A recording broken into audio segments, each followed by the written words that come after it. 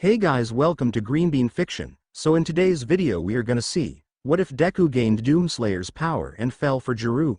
Part 1. Before starting, make sure to hit that like button and subscribe if you are interested in MHA fanfictions. This story is Izuku el Doomslayer by Izuku Kaneki 450. This is a translation of a Spanish story, so there can be some grammatical errors. Now without wasting any more time, let's dive in. Doctor. I'm sorry, Mrs. Midoriya, but your son doesn't have any peculiarities. That phrase is what made Izuku's life hell. Inko. I see. Thank you for your time, doctor. She says as she grabs Izuku's hand and walks out of the hospital. They both get in the car and drive home. As they drive home, there is silence and the only sound that can be heard is Izuku's quiet crying. Inko. I can't believe I gave birth to a quirkless child. She thinks to herself as she grips the steering wheel tighter. Izuku. Mom, can I still be a hero? Inko. Shut up. Izuku. What? Inko. I said shut up. Izuku. It's okay, Mom. Inko. Don't call me Mom. Izuku. What? Why? Inko. I don't want to have a relationship with a useless child. Izuku. Mom, stop, you're being mean. Inko. I'm not your mom. Izuku jumps a little, scared by his mother's screams. Izuku. Izuku forces himself to stop crying and just sits and looks down. Time skip. It's been about 10 years since he discovered he had no quirks. At this moment we see Izuku getting ready for school. He goes downstairs and sees Inko sitting in the living room, watching TV. Inko notices Izuku looking at her and gets irritated. Inko. What are you looking at? Izuku. And nada. Inko. Anyway, when you get back from school, be useful and clean the place. Izuku. Yes, I have it. Izuku says as he leaves, but before leaving he hears Inko say something. Inko. I should have aborted it when I had the chance. Izuku feels a sharp pain in his chest and some tears begin to appear in his eyes. Izuku. I'm sorry I wasn't born with a quirk, but it's not my fault. Then she leaves the house crying. After running for a while we see Izuku in class. Teacher. Okay, today you're going to write what you want to be on these forms. The class groans except for Bakugo and Izuku. Teacher. I'm just kidding, I know everyone wants to be a hero. He says as he throws the forms into the air. The class cheers as they use their quirks, except for Izuku and Bakugo. Master. Now let's see which hero schools you want to go to. He says as he begins to read his forms. He reads everyone except Izuku and Bakugo. Teacher. Let's see who's next, he says as he moves on to the next form. Teacher. Katsuki Bakugo, do you want to go to UA? Bakugo. If I want to be the #1 hero, I need to be in the #1 hero school. Professor. Well, your grades are good and you have a very powerful quirk, maybe you can do it. Bakugo. Damn right. I'll be the strongest hero in the world, unlike these extras. Random student. What the fuck did you say? Random student, wanna fight? Bakugo. Shut up before I blow your ass off with Saturn. Teacher. Oh Midoriya, do you want to go to UA too? The class is silent and Izuku lowers his head onto the table. The class starts laughing at Izuku and Bakugo storms over to Izuku's table. He blows up Izuku's table and sends him crashing into the wall. Bakugo. What the fuck is going through your head if you think you can be a hero without a quirk, huh, Deku? Izuku. I don't know. I just thought I could be a hero with you, Kachan. Bakugo. Are you talking to me ANSWERLY? Izuku. What? No, I just. Bakugo grabs Izuku by the neck and lifts him into the air. Bakugo. You better not join UA or I'll blow you to dust, you hear me? He says while letting out some small explosions in his other hand. Izuku nods as he struggles to breathe. Bakugo then throws Izuku, causing Izuku to fall onto his desk. Izuku holds his back in pain and sits back down. Teacher. Bakugo, if you do that again, I'll send you to the principal's office and ruin your chances of getting into UA. Do you understand? Bakugo. How embarrassing. He sits at his desk. Teacher. Now let's start with our lesson today. The teacher begins his class. Izuku doesn't pay much attention to the class, he was tired and in pain so he didn't care what was happening. Time skip. Class ends and we see Izuku packing. Izuku puts his hero notebook in the bag but Bakugo grabs it. Izuku. Give that back to me, Bakugo. Or what? Izuku. Sick, Bakugo then blows up Izuku's diary and throws it out the window. Izuku tries to reach for him, but Bakugo grabs him by the shoulder and throws him to the ground. Bakugo. Listen here Deku, if I see you at Ua I'll make your life hell. Izuku. As if it weren't already, he whispers but Bakugo hears him. Bakugo. What the fuck did you say? Izuku.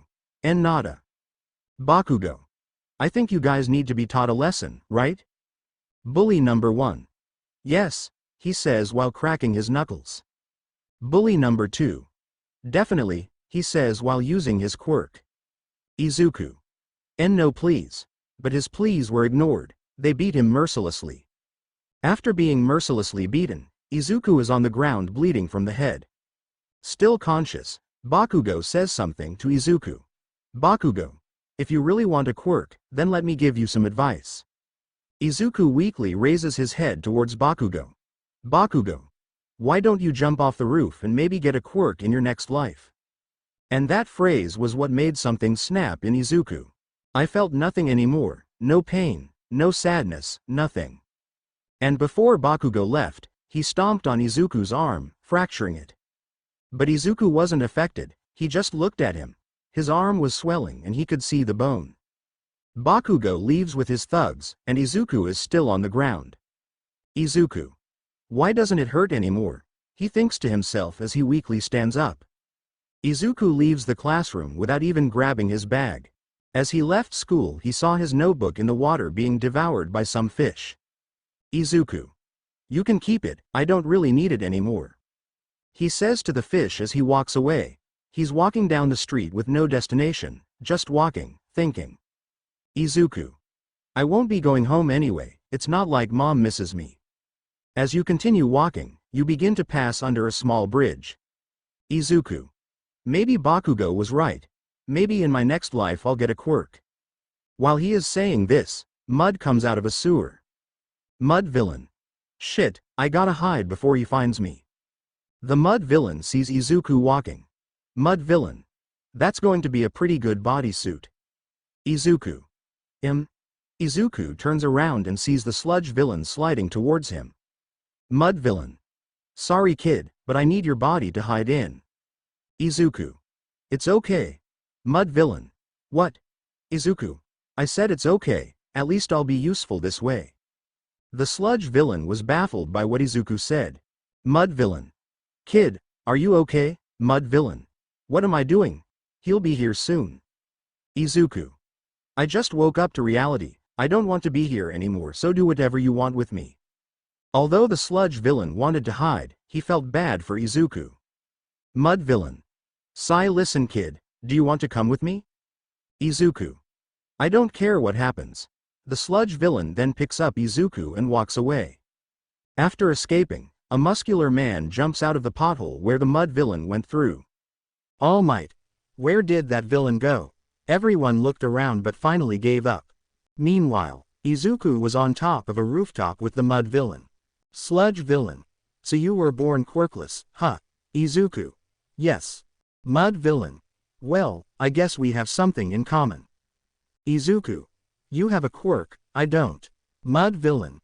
They rejected you, while they called me a villain because of my gift. Izuku. Mud villain. Listen, I know it's hard, but don't listen to them. They don't know the difficulties that come with being like us. Izuku. Maybe. Sludge villain. Just remember, if you're ever alone, know that I'm here for you. Izuku. You know, it's kind of funny that a villain is helping me. Mud villain. Laughs yeah, I guess it's pretty funny. Izuku. Thank you, Mud villain. What for? Izuku. For being here for me. Mud villain. Hey, whenever you want kid. He says as they both sit there, watching the sunset.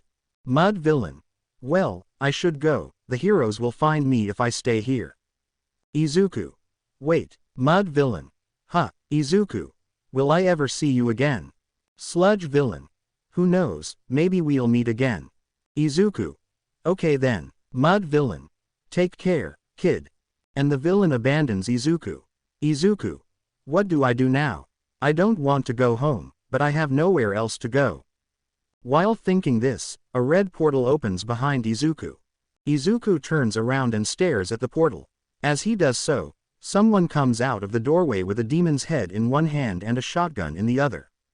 Vega, this is the wrong place. Vega. Sorry Doom Slayer, there seems to be a malfunction in my systems. Doomguy. Can you fix it? Vega. Yes, just give me some time. Doomguy. He sits on the floor. As he sits up, he grunts in pain while holding his side. Vega. Doom Slayer, your vital signs are weak, maybe it's time you calm down. Doomguy. No, I will never rest until all demons are destroyed. Vega. Maybe you can find someone to do this for you. Doomguy. No, Vega. So how about you get someone to help you fight these demons? Doomguy. Vega. Doom Slayer, you're getting older. The older you get, the harder it will be for you to fight them. You may be strong now, but in the future, you'll need help. I recommend you find someone soon. Doomguy. Izuku is looking at Doomguy sitting on the ground. Izuku. I'm sorry. As soon as he says that, Doomguy points his shotgun at Izuku. Izuku keeps his hands in the air as Doomguy stares at him. Doomguy. Who are you? He says in an intimidating voice. Izuku. Yo soy Izuku, solo Izuku. Doomguy. No last name. Izuku. Let's just say I don't like my last name. Doomguy. What do you want anyway? Izuku. I couldn't help but overhear your conversation, and I want to help. Doomguy. Wanna help? Izuku. SC. Doomguy. Sorry kid, but you're too young. Izuku. I don't care if I'm too young, I want to be useful for once, so please let me help. Doomguy thinks for a moment and remembers what Vega told him. Vega. You're getting old, Doom Slayer, and sooner or later you're going to need help. I recommend you find someone soon. Doomguy. Sigh. Fine, but that means your training will be tough and dangerous. That means it could kill you. Are you sure you want to join me? Izuku. Yeah, for once I want to be able to do something useful. Vega. Doom Slayer, the portal is ready to be used. Doomguy. Okay Vega. Doomguy gets up and walks towards the portal. Doomguy. Come on, we have work to do. Izuku nods and follows the Doom Killer towards the portal. And so begins the making of the strongest person in the world, and he will do it. Izuku. Doom Slayer. Izuku has been trained by the Doomguy for months without stopping. The training was deadly, but Izuku didn't care and has been helping Doomguy smash and tear apart demons ever since. He does this for months with Doomguy, and the two begin to see each other as family. Doomguy saw Izuku as his own son, while Izuku thought Doomguy was the father he never had. And they continued to smash and smash demons together, until... Izuku. What, Doomguy? I got a message from Vega and they want to send you to Earth. Izuku. Okay, but why? Doomguy. Apparently Vega found some demons hiding in the ground. Izuku. I see, Doomguy. This will be your first mission without me. You may be strong, but you still need to be careful. Izuku. Don't worry, father, I won't let you down. Doomguy. I know you won't. He says as he puts his hand on Izuku's shoulder. Doomguy. Rip and tear Izuku. Izuku. Rip and tear father. He says while hugging him. Doomguy hugs Izuku back and pats him on the back. Vega. Doom Slayers, the portal is ready for use. Doomguy. Right, that reminds me. Izuku. Doomguy. Vega will be with you on Earth, so if you have any questions, talk to Vega. Izuku. Yes father. The portal opens and Izuku is about to enter it. Until Doomguy grabs his shoulder. Doomguy. Before you go, I want to tell you something. Izuku. What's wrong? Doomguy looks at Izuku towards him, holding both of his shoulders. Doomguy. I know how you feel about those with quirks, but... Izuku looks at the ground but continues listening. Doomguy. You have to remember that not everyone is what you think. Doomguy. There are people who really care, so remember, don't kill all the heroes, just the fakers. Izuku.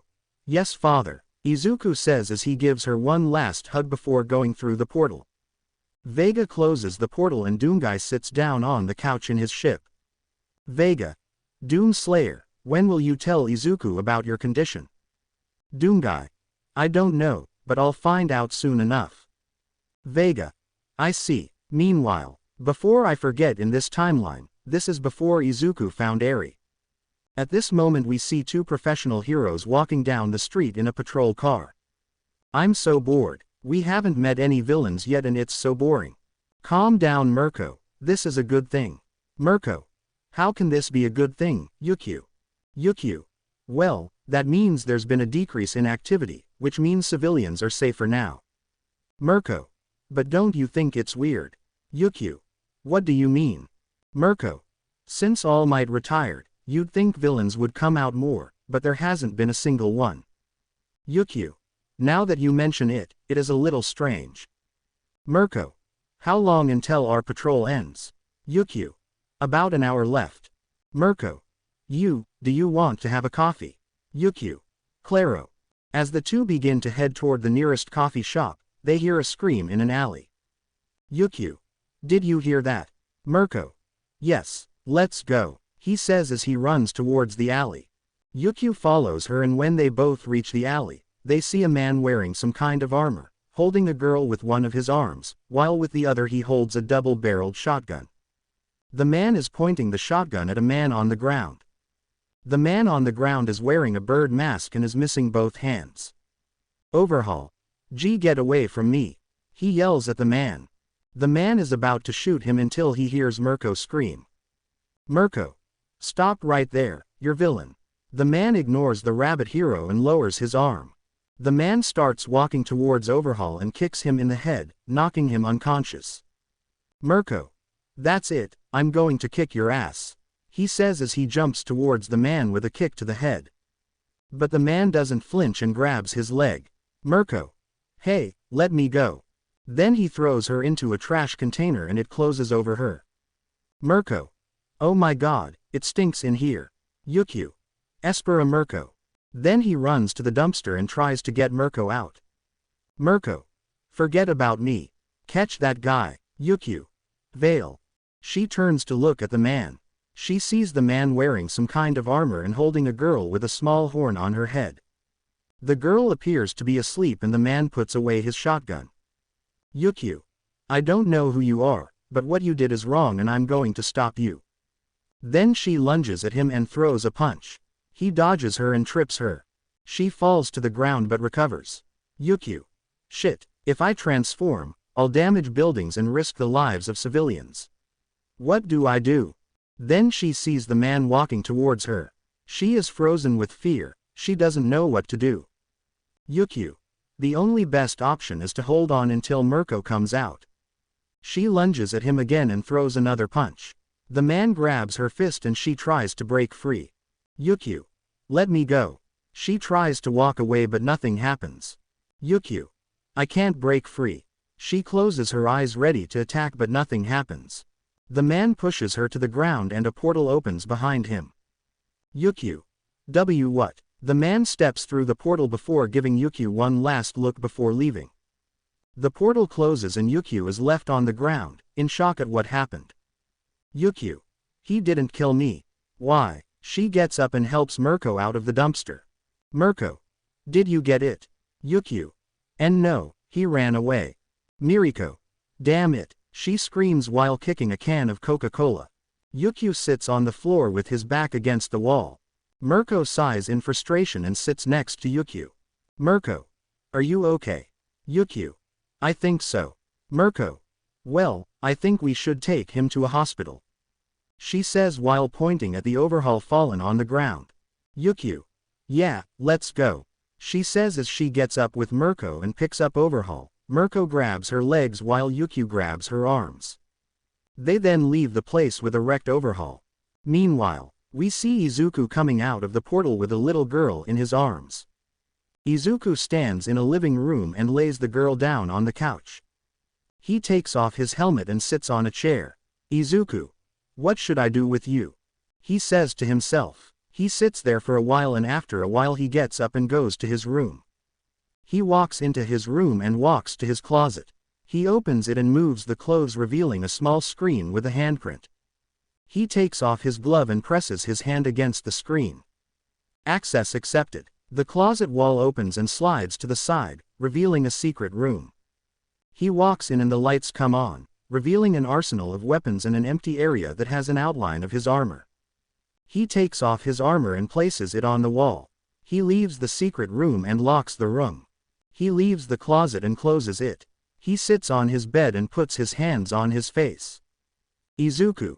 That girl has been through a lot. Flashback. Izuku is walking through the streets with his armor on. He's getting a lot of strange looks and is getting angry. He looks at them and scares them. Then they stop seeing Izuku and go back to their business. While walking he feels someone bump into his leg. He looks down and sees a little girl with long white hair and a small horn on her forehead. He bends down and helps her up. I'm sorry, I didn't mean. You shouldn't run away like that, Eri. Eri freezes in fear and looks down.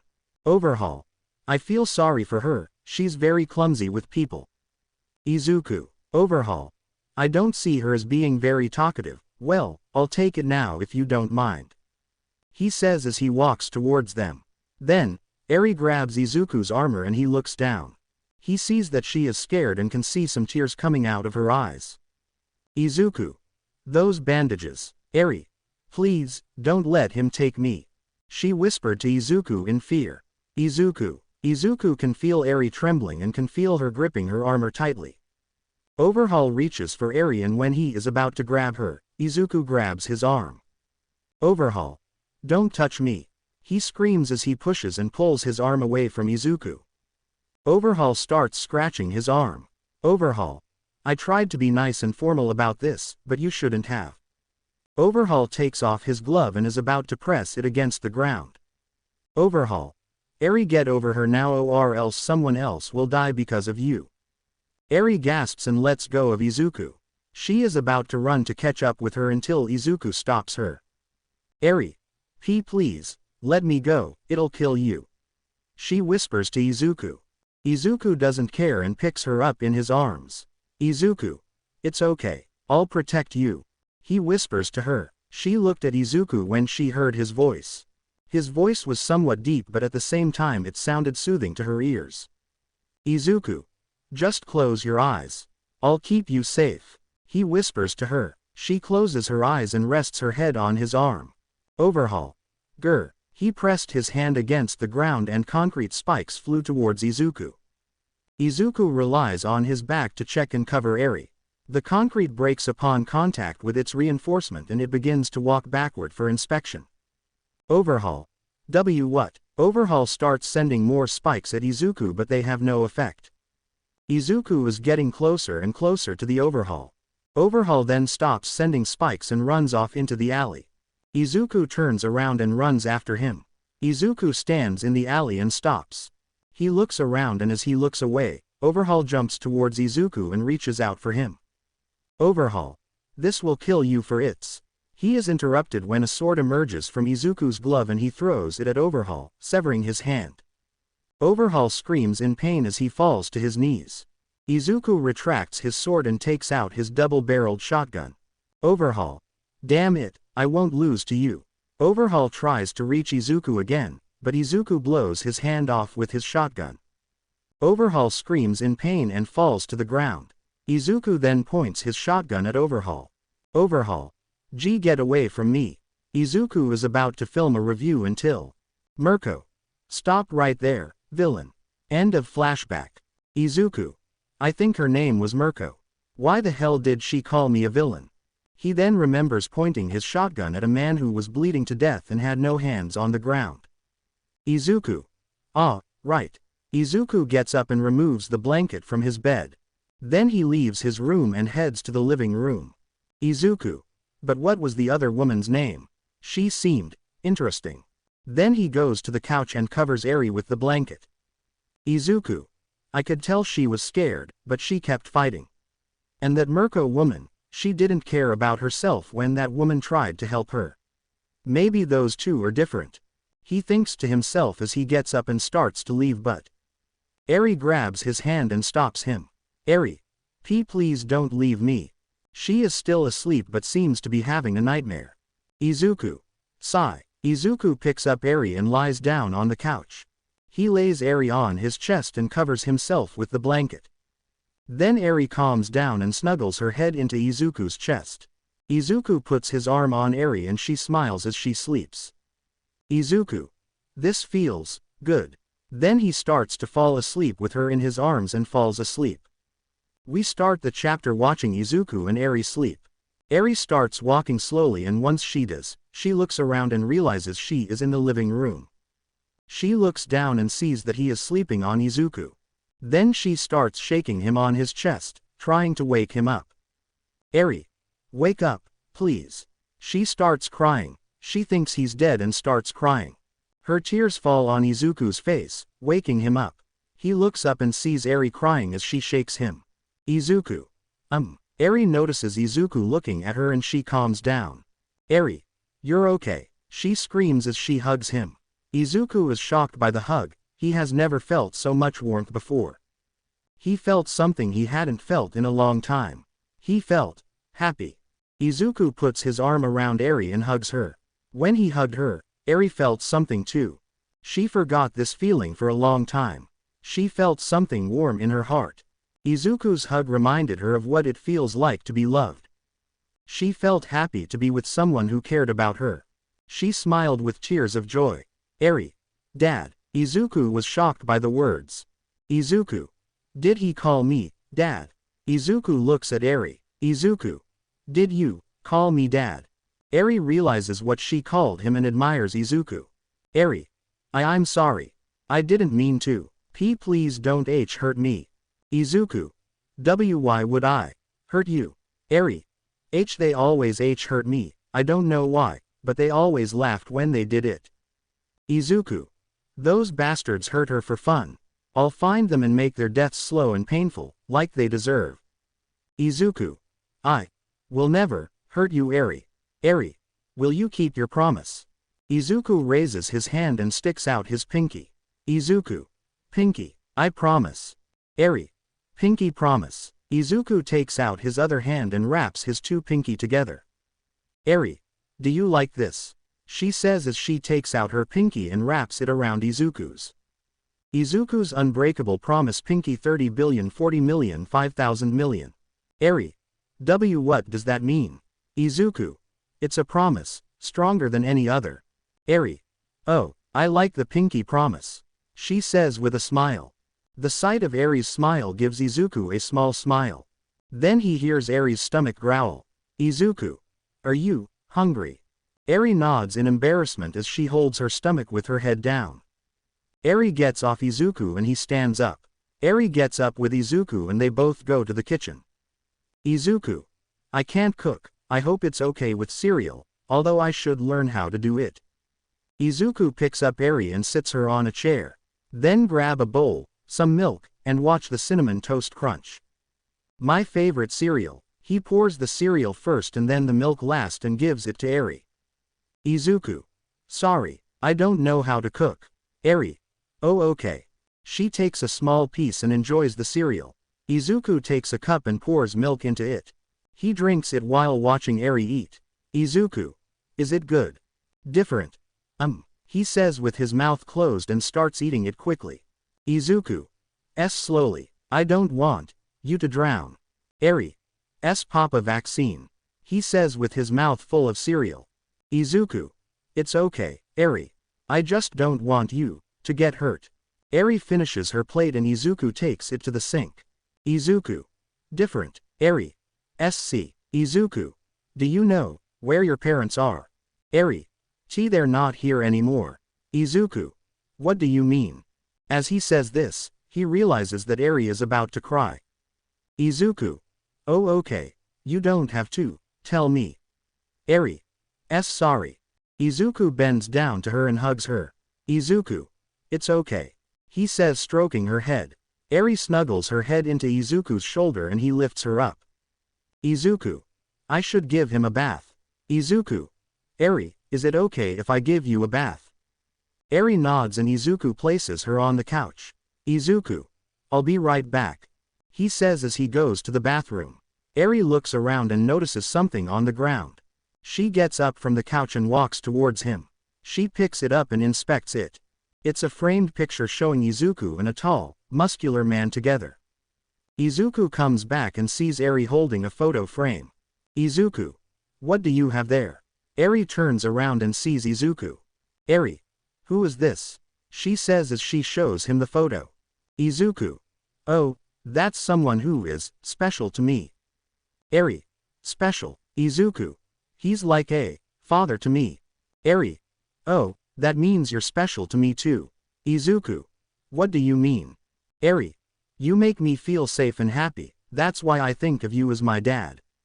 Izuku is surprised but doesn't show it. Izuku. I guess you're right. I am your dad. Eri. Yes, she says while hugging him. Izuku smiles slightly and picks her up. He then takes Eri's photo and places it on the counter. Izuku. Let's take you to the bathroom. He says as he takes Eri to the bathroom. Time skip. Izuku comes out of the bathroom with Eri wrapped in a towel. Izuku takes her to his room and sits her on the bed. Izuku. I'm not sure I have anything that fits her. He goes through his closet and decides to give her his shirt for now. Izuku. This will have to do. He puts his shirt on her and she stands up. Izuku. Sorry, I don't have anything. That's the right size for you. Eri. It's okay, Dad's shirt feels comfortable. She says while hugging herself. She is wearing an oversized black shirt. Izuku. I'll need to buy her some clothes, but I can't leave her here alone. He thinks as he picks up Eri and heads to the living room. He sits her on the couch and turns on the TV, showing SpongeBob. Eri immediately becomes interested and starts looking at it. While she's distracted, Izuku returns to his room and grabs a device. Press the button and a screen appears above it. Izuku. Papa. Doomguy. What's up, Izuku? During my stay here I found a little girl, she was captured by a villain. Doomguy. You killed him. Izuku. No. 2 professional heroes arrived but I took both of his hands. Doomguy. Good job, you marked it. Izuku. Anyway, I took the child with me and decided to take care of her. Doomguy. Interesting, continue. Izuku. I don't have the things I need to take care of her, so I need to go shopping but I can't leave her here alone. Doomguy. So you want me to watch her until you get back? Izuku. Yes, Doomguy. Okay, I'll be right there. Izuku. Thanks, Dad. Doomguy. Whenever you want, I'll be there soon. Izuku. Okay, and the screen turns off. Izuku. It's okay, I just have to wait for it to arrive, for now I'll just watch cartoons with Eri. He says as he goes to the living room and sees Eri singing the SpongeBob theme song. I mean, who wouldn't? He sits next to her and they both watch SpongeBob together. Time skip. We see them watching cartoons together and Izuku hears a knock on the door. Izuku. I'll be right back Eri. Eri. Okay, Dad. Izuku gets up from the couch and heads to the front door. He opens it and sees the figure of his father standing there. Izuku. Hey Dad, he says while hugging him. Doomguy. Hey, how have you been? He says hugging Izuku back. Izuku. I've been fine. He says as he lets him in. As they both walk into the living room, Eri notices Izuku's father with him. Izuku. Estes Eri. Doomguy approaches her and crouches in front of her. Doomguy. Hola Eri. Eri. Hello. She says she's nervous. Doomguy. It's okay, I won't hurt you. Eri. Wait, you're the one with Dad in that photo. He says, pointing at the picture on the counter. Doomguy. Dad. Izuku. She sees me as her father. Doomguy whispers. Doomguy. Oh, okay. Eri. Are you my grandfather? Doomguy. I guess I am. Eri. Yes, she says while hugging Doomguy. Doomguy hugs her back and strokes her head. Izuku. Eri, my dad will take care of you while I go shopping for clothes. Eri, will you come back? Izuku, of course, it won't take long. Eri, it's okay, Dad, she says as she runs to Izuku and hugs him. Izuku hugs her and breaks the hug. Izuku, I'll be back as soon as possible, he says as he gets up and walks out the front door. Doomguy, so, Eri, what do you want to do while we wait for him to come back? Eri, SpongeBob, he shouts as he runs to the couch and changes the channel, showing SpongeBob. Doomguy, wow, she really likes SpongeBob, he thinks to himself as he sits next to Eri and they watch SpongeBob together. Meanwhile, we see Izuku in a clothing store. He is shopping for clothes for Eri and has everything. He goes to the checkout to pay for the clothes. Cashier, did you find everything you needed? As she looks at Izuku, she feels intimidated by his height and muscular body. Izuku stares at them and nods. Cashier, oh okay, Jay, just let me scan your items. The cashier scans the clothes. Cashier, that will be $48.34, sir. Izuku, he takes his wallet out of his pocket and takes out the necessary money. Cashier, have a nice day, sir. Izuku nods and leaves with the clothes. The cashier sighs with relief. Cashier, he was so intimidating. We return to Izuku as we see him walking back. As he walks, he passes through an alley and sees a man holding a little girl. Criminal, don't move. Girl, no, get away from me, pervert. Criminal, shut up, he says while raising his fist. The girl covers her face and prepares for the blow. But instead of being hit, she felt the criminal moving away from her. She looked up and saw Izuku holding the criminal by the shirt. Izuku holds him with one arm while holding a bag full of Eri's clothes. Criminal, let me go, they say as they punch Izuku in the face. Izuku is unfazed and holds the criminal by the neck. Izuku then chokes the criminal to the ground, breaking him up a bit. The criminal runs out of breath and struggles to get up. Izuku approaches him and kicks him in the head, knocking him unconscious. The girl sits on the floor watching what is happening. Izuku approaches the girl and raises his hand. The girl closes her eyes and prepares for impact. Izuku, are you okay? The girl is confused and looks up. She sees Izuku reaching out to her. At first she hesitates, but takes his hand and he helps her up. Girl, thank you. Izuku, girl, what's your name? Izuku, Jiro. I'm Kyoka Jiro, nice to meet you. Izuku, Jiro. Why you don't seem to talk much, huh? Izuku nods in agreement. Jiro, well, we should take that guy to the police. Izuku, he then approaches the criminal, picks him up, and places him over his shoulder. Izuku and Jiro head to the police station and hand over the criminal. They leave the police station and walk side by side. Jiro, well, if you don't mind me asking, how old are you? Izuku looks at Jiro with a confused look.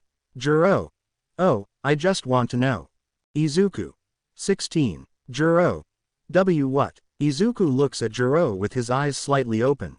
Jiro, sorry, I'm just surprised you're so tall and muscular, and... She remains silent as she inspects Izuku. Jiro, guapo. Izuku blushes slightly and Jiro realizes what he said. Jiro, sorry, I didn't mean it like that. I meant yes, but, She tries to think of an excuse but covers her face with her hands, blushing. Izuku, it's okay. He says he's nervous about her compliment. They both bear their blush. Jiro, hey, is it okay if you give me your number?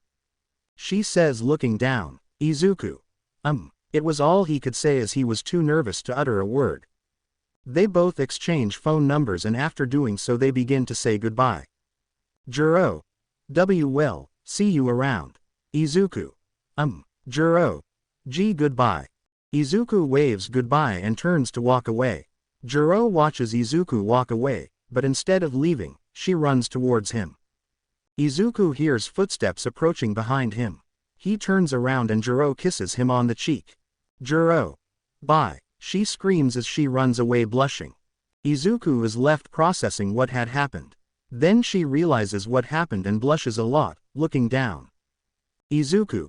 Wow, a girl kissed me.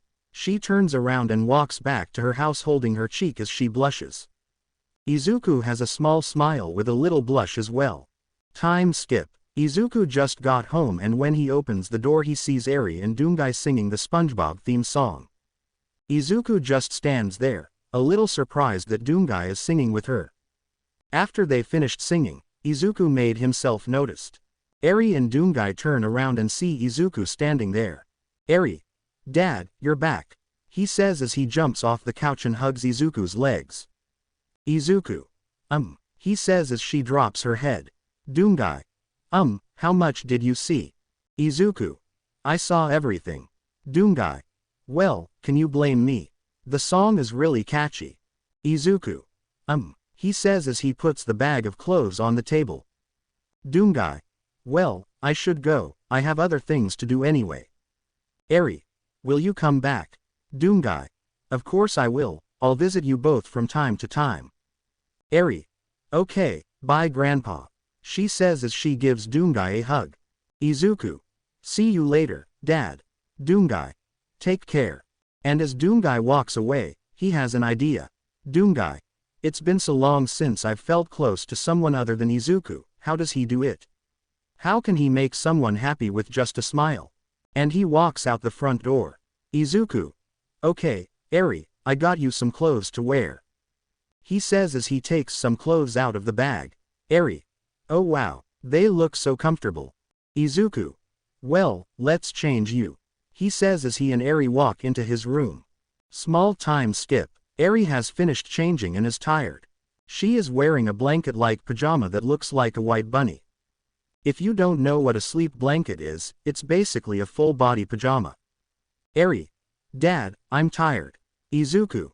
Me too, let's go to bed. He says as he picks her up and lays her down on his bed. She comes over and Izuku lays down on the bed with her. Eri. Dad. Izuku. See Eri. Eri. Will you let me? Izuku. Leave you. Why would I leave you? Eri. It's because my quirk is a curse. Izuku. What do you mean? Eri.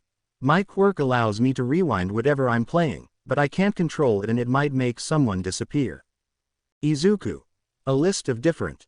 He says as he hugs her. Izuku. Quirks are what makes you special from others, and your quirk is a blessing, just like you are a blessing in my life. Eri Admirata and Izuku. Izuku. Then don't listen to them, because I think your quirk is amazing. Eri is shocked by Izuku's kind words and starts to cry. Izuku. Huh, what's wrong? Eri hugs Izuku with all her strength, surprising Izuku a little. Eri cries into his chest and Izuku holds her while stroking her head. Izuku. Did I say something wrong? Eri. No Dad. Izuku. So what's wrong? Eri.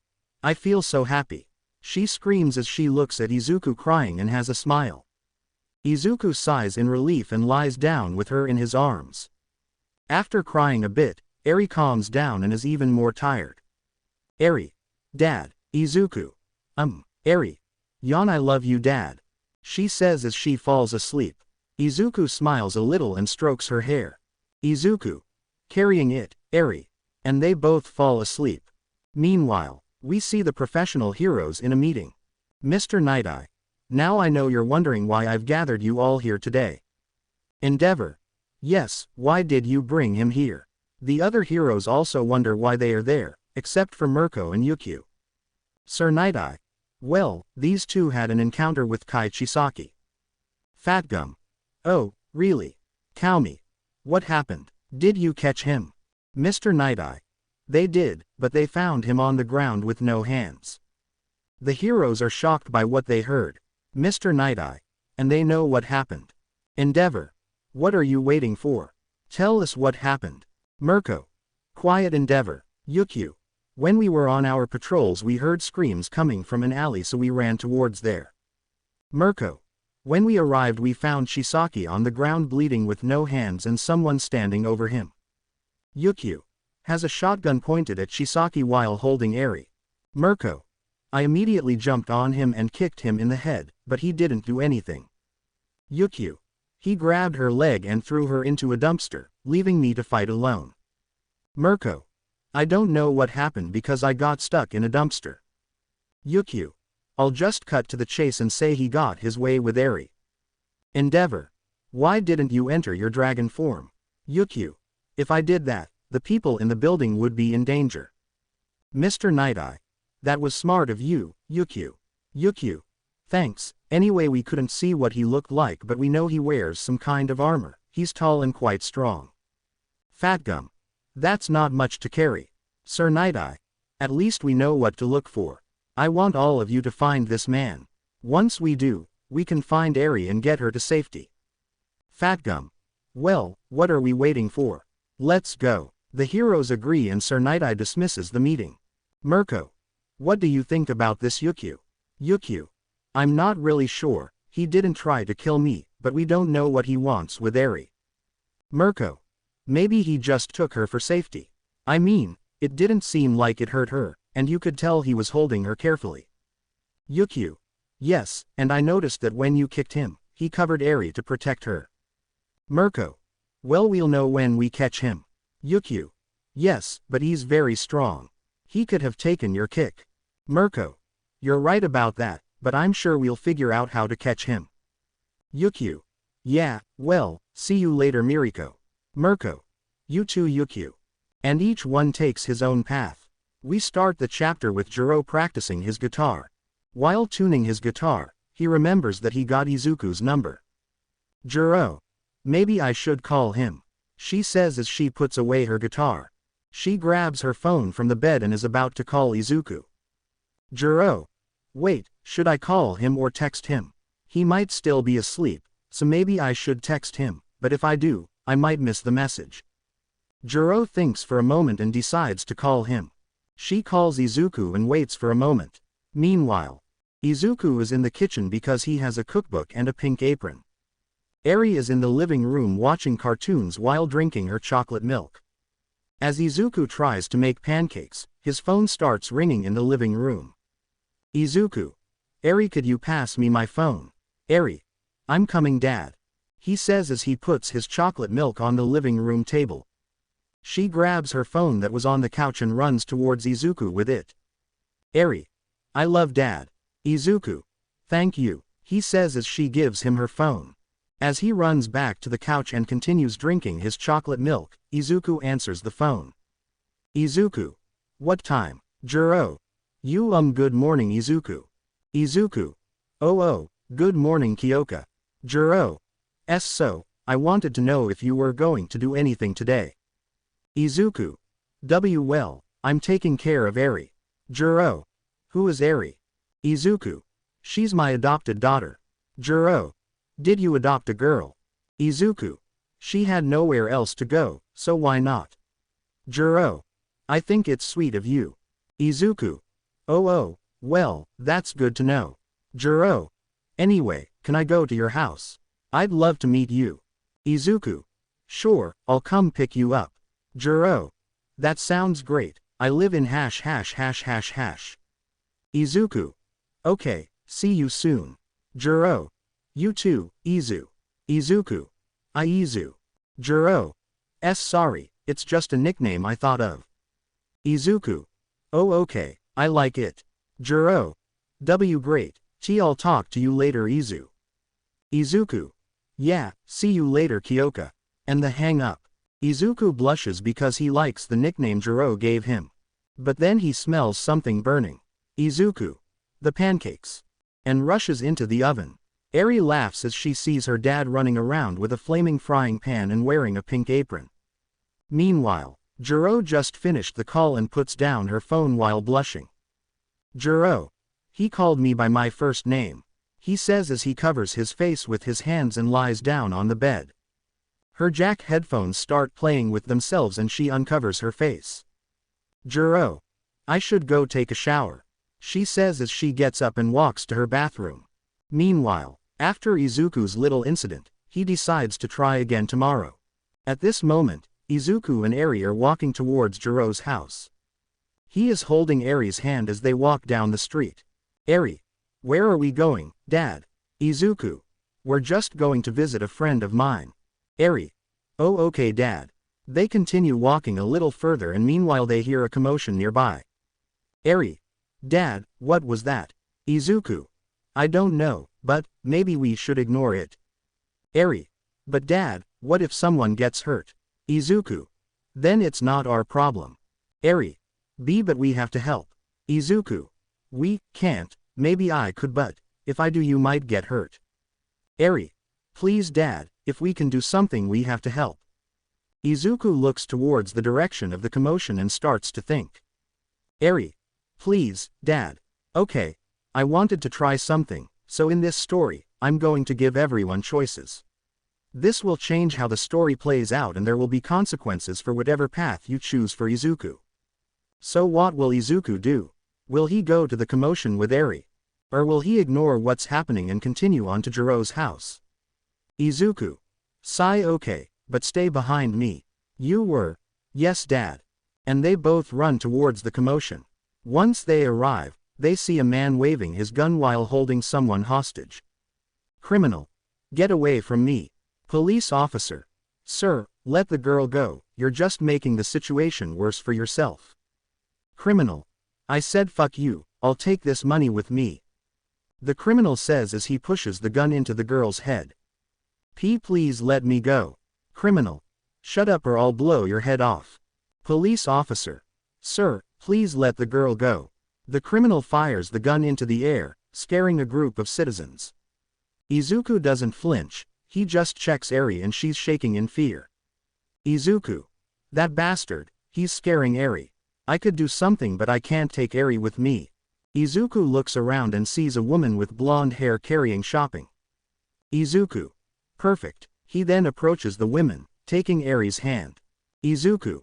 Excuse me. The woman looks at Izuku and is surprised by his height.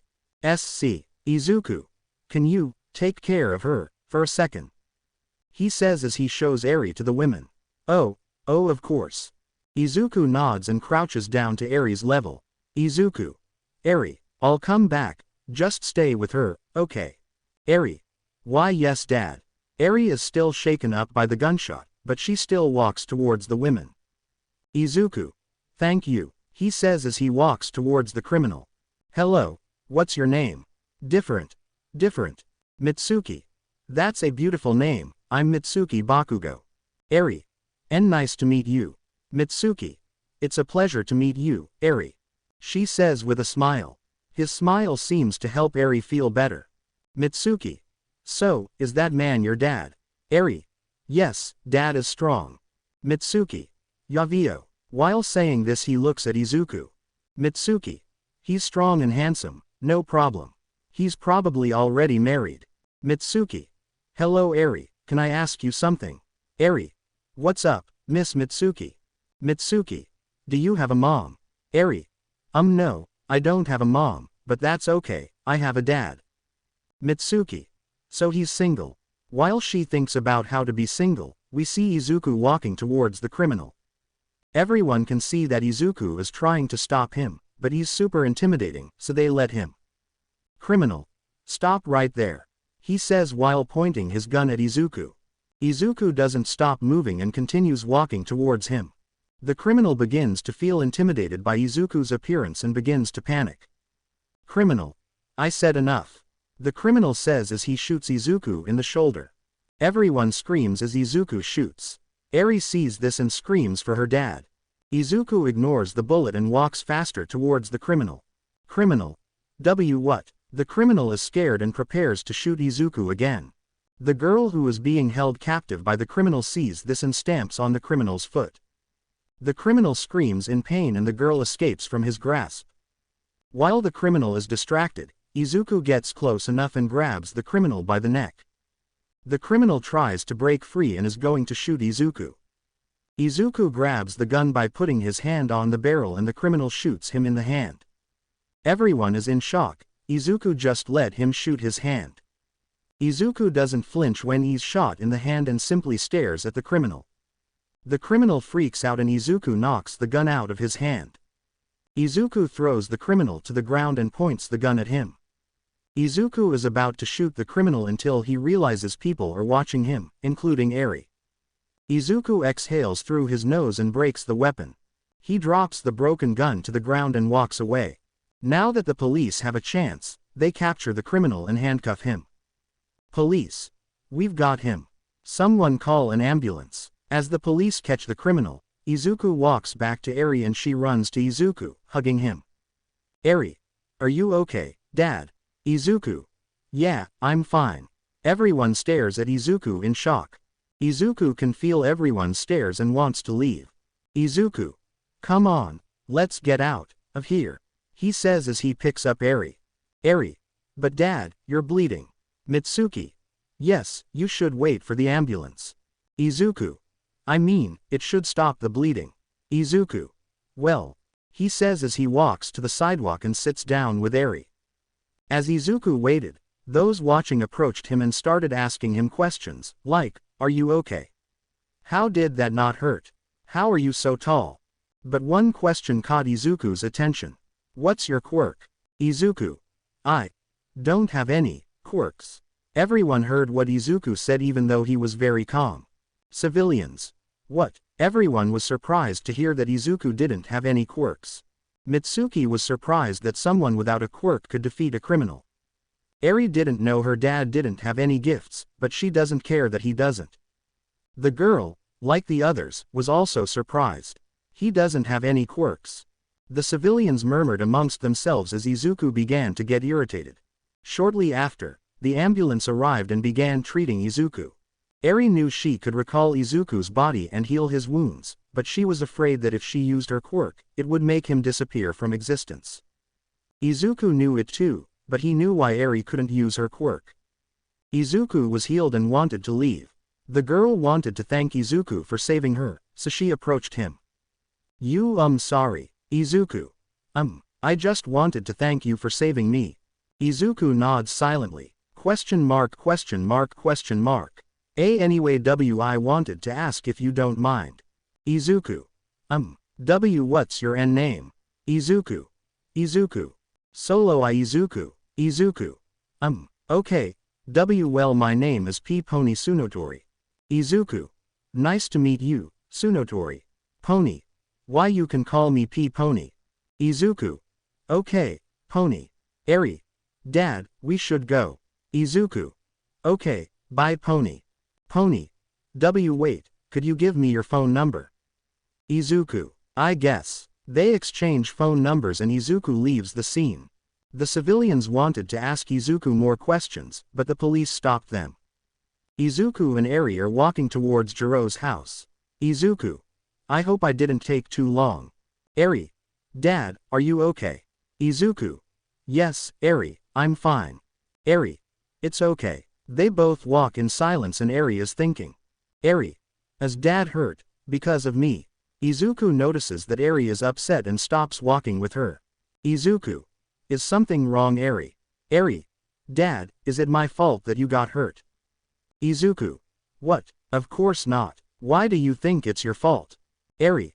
If we hadn't gone there, you wouldn't have gotten hurt, and I forced you to go. Izuku. Eri, listen to me.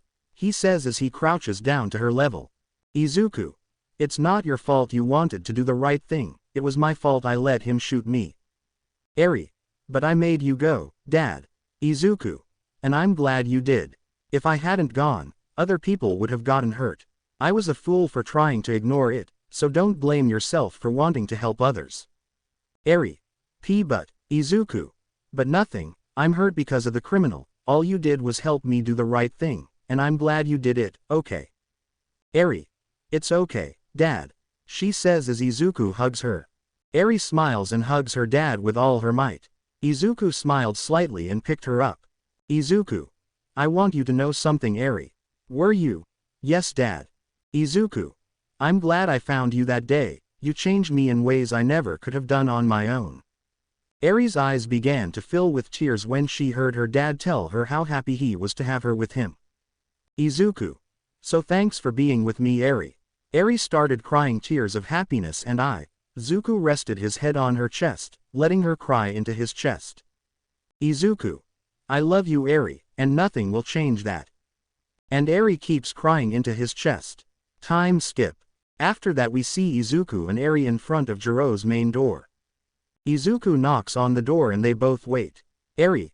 Dad, what are we doing here again? Izuku. We're here because my friend wanted to hang out with us. Eri. Ooh, okay Dad. He says as the door opens. Meter. Hour. As he says that, he sees Izuku standing there with a girl by his side. And he notices the blood running down his shirt and the bandage on his hand. Mika. You hello, who are you? Izuku. I'm Izuku. I came here to see Kyoka. Mika. Kyoka. Okay. I'll go find her. Please come in. She says as she lets Izuku and Eri in. Izuku enters the living room and sits with Eri. Mika. I'll go get her, stay here. She says as she walks away. Eri. Dad, she looked pretty. Izuku. Yes, it is, isn't it? When Izuku said that, he didn't know Mika had heard him. She blushed and continued towards Kyoka's room. Mika arrives at her room and knocks on the door. Mika. You Kyoka, there's someone here who wants to see you. Kyoka. Oh, it's Izuku. Kyoka. Mom's coming, he says as he opens the door. She sees her mom standing and blushing. Kyoka. Mom, are you blushing? Mika. He said I looked beautiful. Kyoka. Oh, did he do it? Mika. Well, he didn't tell me that, but the girl he was with said I looked beautiful, and he agreed with her. Kyoka. Oh, that must be Eri I was talking about. Mika. She's such a sweet girl. She says as she walks back towards Izuku and Eri with Kyoka. They walk into the living room to see Eri playing with Izuku's hair. Izuku is enjoying his time with Eri. Kyoka coughs and catches Eri and Izuku's attention. Izuku. Oh, hello. Kyoka. Looks like you're having fun. As he says this, Izuku stands up and Kyoka sees the blood on his shirt. Kyoka. Oh my god, Izuku, what happened? She asks Izuku as she checks him out. Izuku. I just had a little accident, I'm okay. Kyoka. We'll be more careful, I don't want to lose you, okay? Izuku. I will, anyway I would like you to meet Eri, my daughter. Kyoka. Hi Eri, I'm Kyoka Jiro and this is my mom. Mika. Hello everyone, I'm Mika. Eri.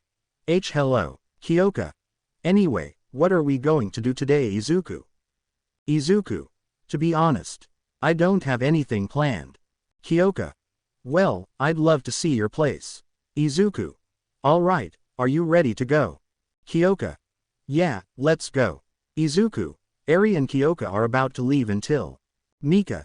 You sorry. Izuku. Mika. Can I come with you? I have nothing to do here, so. Izuku. What do you think Kyoka? Kyoka. Sounds good to me, she can come. Izuku. Okay, you can come with me Mika. Mika. He called me by my name. Mika. Gee great, let's go. She says and they go to Izuku's house. Time skip. They arrive at Izuku's house and enter through the front door. Kyoka. Wow, this place looks comfortable. Mika. I know. Izuku. Make yourself at home. He says as he drops Eri off and heads to his room. Izuku. I'll be right back, I need to change quickly. He says as he heads to his room. Mika. Is it okay if I use the bathroom? Izuku. Oh, sure, just go through the hallway and turn left. Mika. Okay, thanks. And he enters the hallway in his room. Then Mika goes to the bathroom and Eri goes to Kyoka. Eri. Sorry. Kyoka. Oh, what's wrong Eri? Eri. I just wanted to tell you that I really like your hair, so I wanted to know if you play with it. Kyoka. Oh, of course you can. As long as I get to play with your hair. Special. Wrong. And they both play with each other's hair. After a while we see Mika coming out of the bathroom. As you walk down the hallway, you hear someone talking. She looks towards the voice and sees an open door. She looks through it and sees Izuku trying to take off his shirt. He can't seem to get it off because of the bandages. Every time he tries to take off his shirt, the gunshot wounds hurt his shoulder. Mika. You Izuku. Izuku looks towards his door and sees Mika standing there.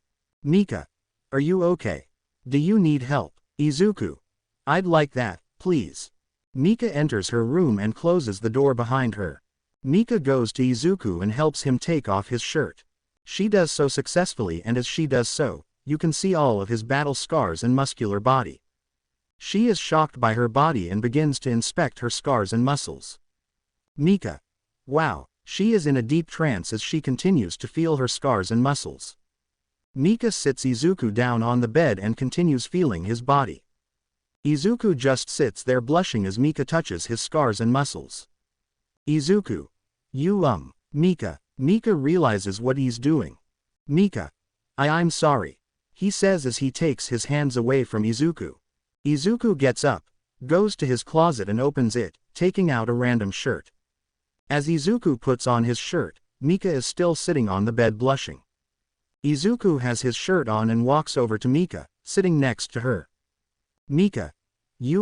Sorry about that. Izuku. Oh okay, but I wonder why you did that. Mika. Sorry, I was surprised by your body. God, that sounds weird. Izuku. That's not what I meant. Mika. Izuku. What I meant was, aren't you married? Mika. Oh, no, I'm not. Izuku. What happened? Mika. Let's just say he wasn't a good man. Izuku. Oh, I'm sorry to hear that. Mika. It's okay, I'm glad Kyoka and I are no longer with him. Izuku. Still, it must have been difficult dealing with someone like that. Mika. It was, but that's in the past now. Izuku. Well, I'm glad you and Kyoka are safe now. Mika. Yeah, me too. She says as she rests her head on Izuku's shoulder. Izuku looks at Mika and puts his hand on her shoulder, rubbing her shoulder. She smiles and closes her eyes, comfortable with her head on his shoulder. Izuku rests his head on hers and closes his eyes.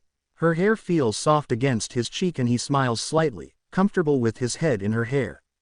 They both sit enjoying the silence. Then Mika places her hand on Izuku's. Izuku notices and looks down at his hand. He sees her hand resting on his and turns his hand and takes hers. Mika feels her hand being held and smiles as she squeezes it. Izuku removes his head from hers and Mika does too. They both look into each other's eyes and begin to approach each other. They both close their eyes and their lips meet. As they kiss, Mika places her hand on Izuku's cheek and Izuku lays her down on the bed. They break the kiss and Izuku kisses her neck, making her moan softly. As Izuku kisses her neck, Mika caresses the back of Izuku's head, enjoying it. Izuku stops kissing her neck and they both look at each other, breathing heavily. Mika. Why did you stop? Izuku. We need to stop. Mika. Why? Izuku. Eri and Kyoka. Mika. Oh, right. She says as Izuku gets off of her. Mika fixes her clothes and Izuku helps her up. Izuku. Let's not keep them waiting. Mika. Yes. And they both leave Izuku's room. They walk into the living room and see Kyoka and Eri playing with each other's hair. Kyoka has her hair tied up with a bunch of ribbons, while Eri has it tied in a ponytail. Eri. Dad, look how pretty we are. He says while showing his hair. Kyoka. Yes, pretty. He says while pointing to his hair. Mika does her best not to laugh at Kyoka's hair, while Izuku simply goes to Eri and picks her up. Izuku. You look amazing, Eri. He says as he spins her. She laughs as he puts her back on the ground. Izuku. So what are we going to do? Everyone thinks and Eri has an idea. Eri. Let's go watch a movie, Dad. Mika. Oh, I like that. Kyoka. Sure, why not? Izuku.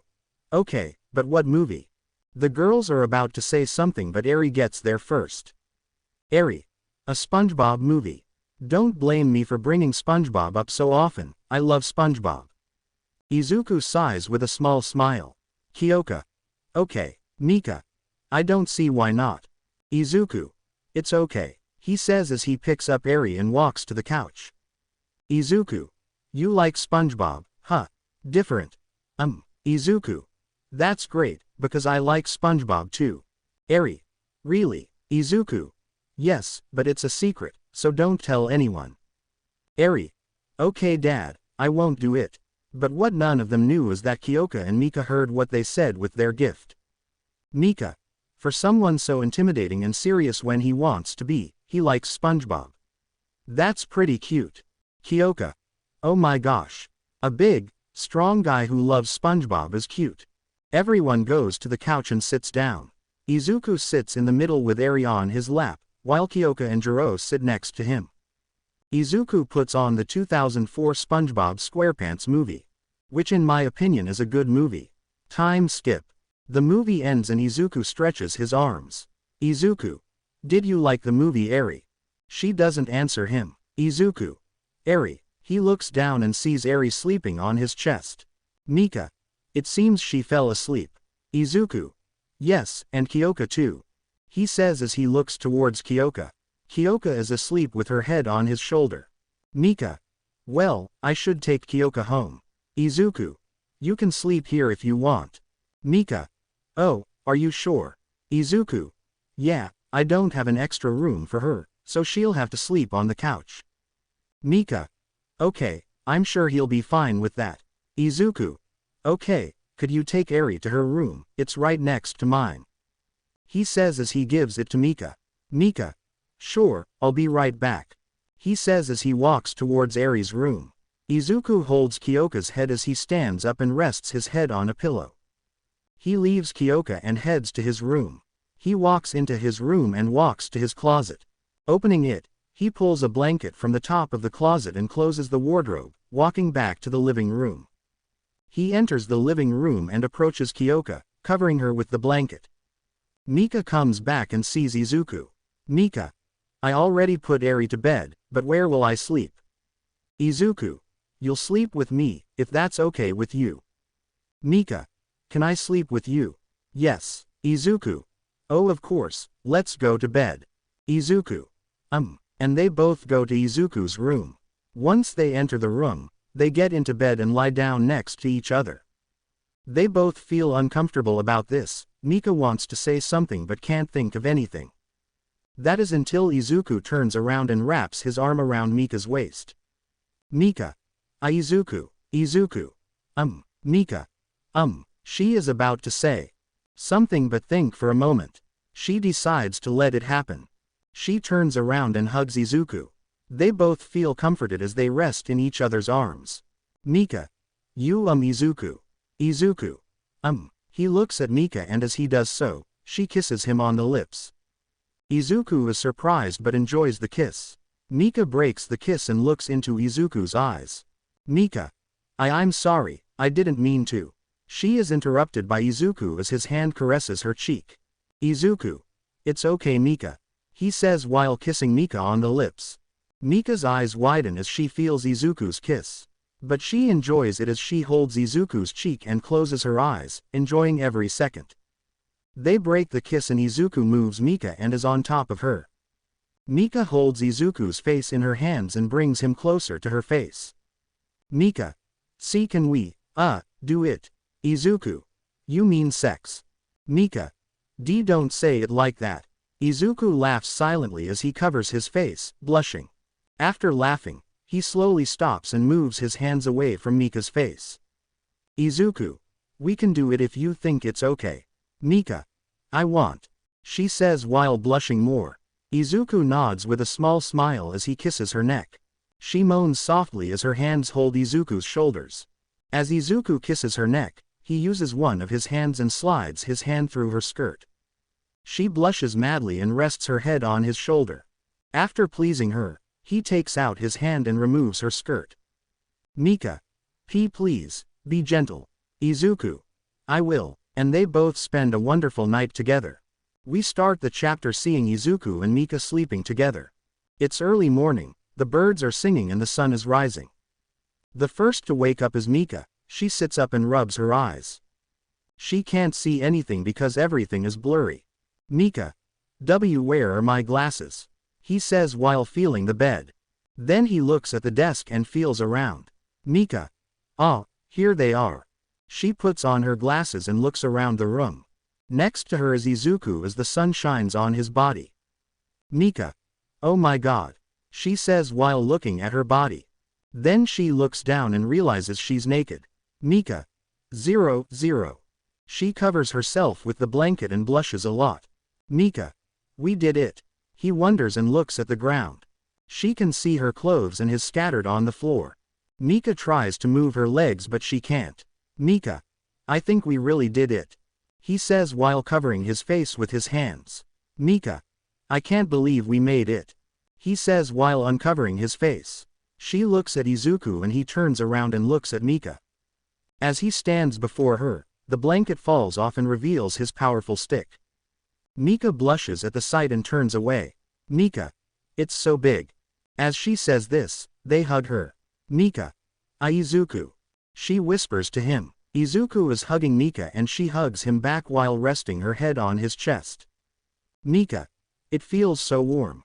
He says as he closes his eyes and embraces the hug. But suddenly she feels something growing between her legs. She looks down and sees Izuku's stick between her legs. Mika. Izuku, she says as she tries to break free from his grip. But she accidentally rubs her area with his member. She emits a high-pitched squeal. Mika. Izuku. She says while shaking Izuku. While shaking it, rub your area against his pole again. Mika. Then she pushes her head against his chest. Mika blushes deeply and tries to hold back a moan. Mika. That felt so good. She thinks for a moment and decides to rub the stick again.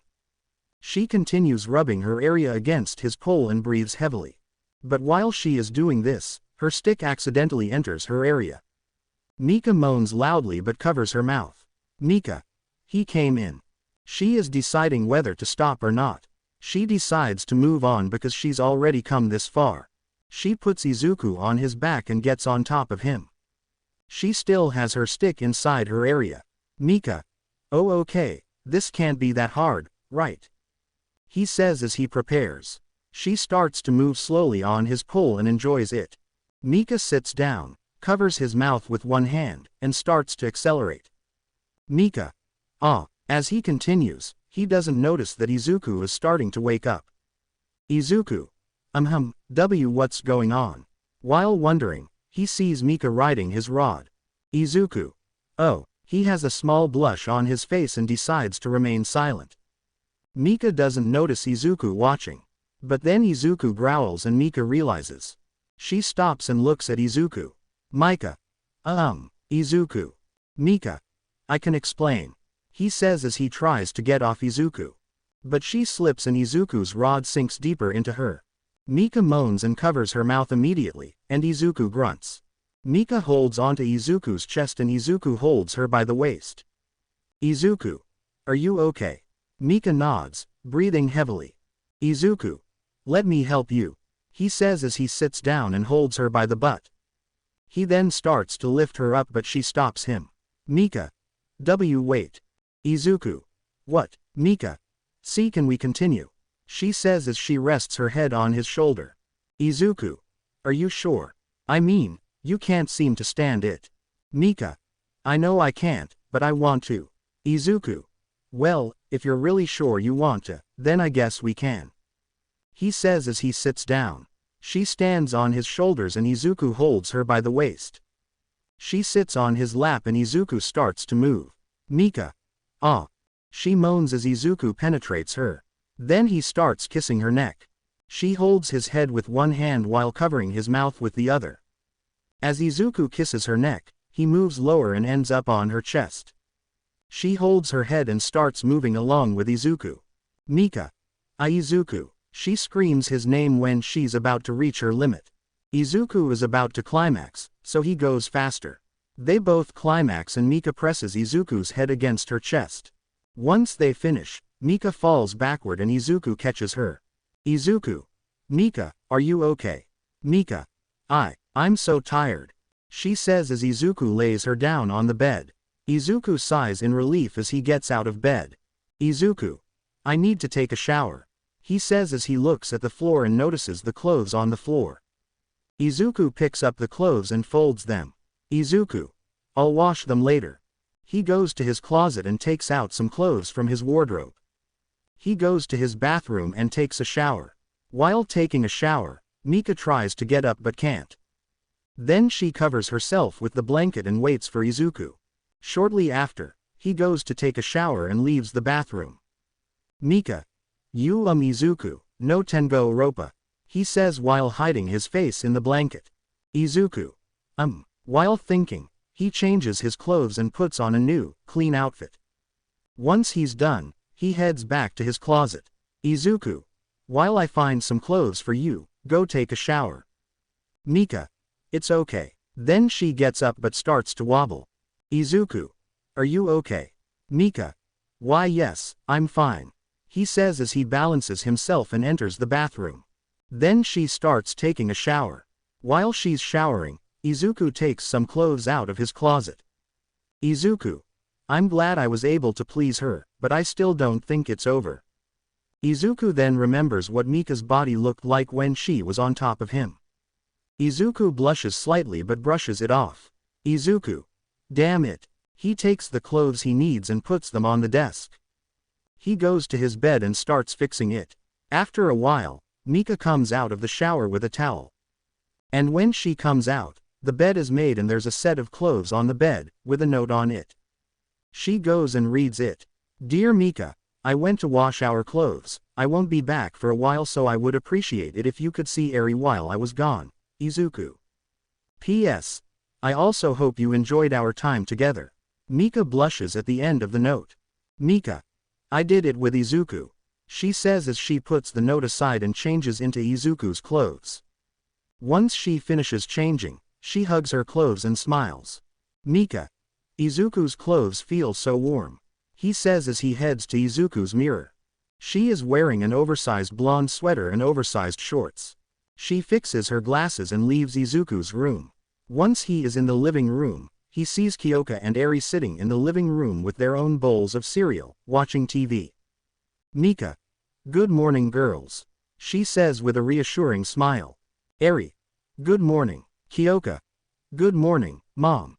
He says as he finishes his cereal and stands up. Kyoka. Well, Mom, can I talk to you quickly? Mika. Of course, darling. He says as he follows Kyoka into the kitchen. Kyoka.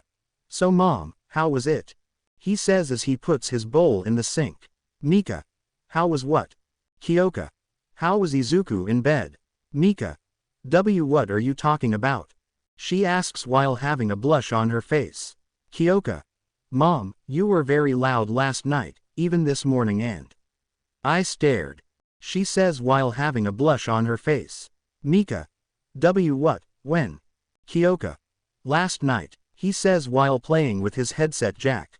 Flashback. Kyoka is sleeping on the couch and starts to stir. She can hear someone moaning and wakes up. Kyoka. What's that noise? He wonders as he gets up from the couch. She follows the noise and sees an open door with a light shining through the crack. She opens the door slightly and sees Mika riding Izuku. Kyoka blushes at the sight of her mother riding on top of Izuku. Kyoka. Ma. Mika. Oh, Izuku.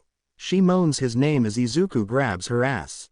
Mika holds Izuku's hand as he squeezes her butt. As Kyoka watches, she slides her hand through his pants and begins to pleasure herself. Kyoka. What am I doing? I'm pleasuring myself while watching my mom having sex with the guy the first like. She stops and thinks for a moment. Kyoka. But then again, it's quite hot. Then she starts imagining herself in Mika's place and that turns her on. She continues to please herself while imagining herself in her mother's place, being penetrated by Izuku. As Mika rides Izuku, Izuku sits down and kisses her chest. Mika holds Izuku's head against her chest as she begins to speed up. As Kyoka watches, he slides his other hand under her shirt and begins to play with her breast. She starts rubbing herself in the same place as her mom. Mika. Izuku. Go for it, Izuku. I'm about to. Mika lets go of Izuku and starts going faster while Izuku holds her by the waist. Kyoka starts to go faster as she starts to breathe more heavily. And they all reach climax. Kyoka and Mika have reached their limit and are tired. Mika leans on Izuku and Izuku wraps his arms around her. Mika. Izuku, that was amazing. she says as she begins to fall asleep. Izuku rubs his back and covers himself with his blanket. Izuku. Yes, it was. He says as he closes his eyes and goes to sleep. With Kyoka, she leans her head against the door frame and takes her hand out of her pants. Kyoka. That was very good. She struggles to get up because her legs are shaking. She helps herself up from the door frame and closes the door. Kyoka. I should clean myself up. And she goes to the bathroom. After a while she comes out of the bathroom. Kyoka. Oh, shit. Did Eri hear them? She quickly goes to Eri's door and opens it. She sees that Eri is sleeping in her bed, hugging a toy bunny. Kyoka. Thank God. She closes the door and returns to the living room. Before lying down on the couch, he goes to the kitchen and gets a glass of water. As she drinks her glass of water, she starts to think about what her mother and the boy she liked were doing. Kyoka. I can't believe I just did that, watching my mom fuck Izuku. She finishes her cup and puts it in the sink. Kyoka. But then, who could resist such an attractive boy? She thinks to herself as she returns to the couch. Kyoka. And who wouldn't want to ride his big, huge, penis? Before she could finish that sentence, the television turned off, making her jump. She looks around and discovers that she was lying on the remote control. She turns off the TV and lies back down on the couch. Kyoka. I should get some sleep. And she goes back to sleep. End of flashback. Kyoka. And that's what happened. Mika. I'm glad Eri didn't hear anything. Kyoka. Yes, thank God. Mika. So, you were watching. Kyoka. Why yes, sorry. Mika. You don't have to apologize, Kyoka. I was the one who woke you up. Kyoka. But I was looking and I kinda liked it. Mika. I see. They both stand in awkward silence. Mika. So, did you like it? Kyoka. SC. Mika. So does that mean you want to do it with Izuku? Kyoka. And no. Well, maybe but I don't think he likes it that way. Mika. Kyoka, you'll never know if he loves you if you never tell him. Kyoka. But what if? Mika. Kyoka, just tell him how you feel when he gets back and I'm sure he'll feel the same. Kyoka. Well, okay then. Mika. Good, he says while hugging Kyoka. Mika. Now, let's see what Eri's doing. He says as he runs into the living room. Kyoka. Why yes, I'm coming. Kyoka. Well, mom's right, I have to tell Izuku how I feel. I just hope he feels the same. Meanwhile, we see Izuku waiting for his clothes to dry while on his phone. While talking on the phone, he sees a mother and child playing together. He begins to have memories of when he was a child and played at being a hero with his mother. But his flashbacks are interrupted when someone approaches him. Excuse me, Izuku. I hope you don't mind me asking, but do you have any spare change? I don't have enough for the dryer. Izuku nods as he reaches into his wallet and pulls out some change. Thank you so much, she says as Izuku gives her the change. Izuku. No. Yukyu. My name is Yukyu Tatsuma, it's a pleasure to meet you. He says as he extends his hand. Izuku. He says as he shakes her hand. Yukyu. Do you have a last name? Izuku. No, I like my last name. Yukyu. Oh, sorry for asking. Izuku. It's okay, you didn't know. Yukyu. Oh, okay, well, I'll be right back, he says as he runs away. Izuku returns to his phone while he waits for her. Izuku. Wait a minute, isn't she the heroine I ran into a few days ago? He looks where she ran off to and realizes she's right next to him as he turns on the machine. Izuku. Now that I'm not fighting her, she's. As she stands up, she shakes her head and her hair flows a little. Izuku. Nervous, he has a small blush on his face as he admires her beauty. As it is, Yukyu turns around and Izuku returns to his phone. Yukyu. I just realized I'm right next to you. He says while rubbing the back of his head with a smile. Izuku. Yeah, I just realized that too. He says as he puts away his phone. Yukyu. Well, While we wait for our clothes, why don't you tell me something about yourself? Izuku. Well, what do you want to know? Yukio. Well, let's see. He says as he sits on a random washing machine. Yukio. What do you do as a hobby? Izuku. I don't know. Yukio. Wait, you're not doing anything. Izuku. Well, I spend time with my daughter. Yukio. Well, that's a hobby. Izuku. Oh, sorry. Yukio. Okay, but what do you do with it? Izuku. Well, we watch a lot of SpongeBob. Yukio. Wow, he must really like SpongeBob. Izuku. She's not the only one. He says as he walks away from her. Yukio. Ah, do you both love watching SpongeBob? Izuku. Maybe. Yukio. That's crazy because I love SpongeBob. Izuku. Seriously. Yukio. Yes, it's my childhood cartoon. Izuku. Good to know. Yukio. I think it's pretty cute how a big, strong boy loves watching SpongeBob with his little girl. As she says this, Izuku has a small blush on his face and Yukio realizes what she says and blushes. Yukio. Sorry, she says as she walks away from Izuku. Yukio. I made it seem like I was flirting with you, I didn't want to ruin your relationship with your wife and son. Izuku. Wife. Yukio. Wait, aren't you married? Izuku. No, I'm not. Yukio. Wait, who is she? Izuku. Adopted, yes. Yukio. Oh, so that means you're single. He says as he gets closer. Izuku. If you put it that way then yes, I'm single. Yukio. So does that mean you're free tomorrow? She asks Izuku as she leans against him. Izuku. Does it? He says as he puts his arm around her. Yukio. Sounds like a date then. He says as he moves his face towards Izuku's. Izuku. That sounds good. He says as he approaches her face. Ryaku. Then I can't wait. She kisses Izuku and holds his cheek with her hand. Izuku kisses her back while holding her by the waist. She deepens the kiss as she slides her tongue in and holds his face with her hands.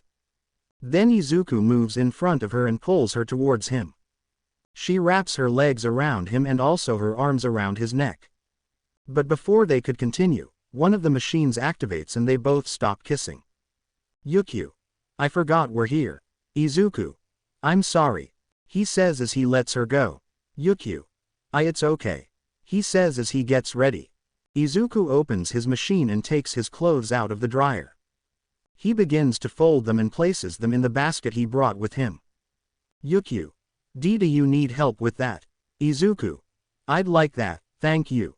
He then starts helping Izuku with his clothes and they finally finish putting away Izuku's clothes. Yukio.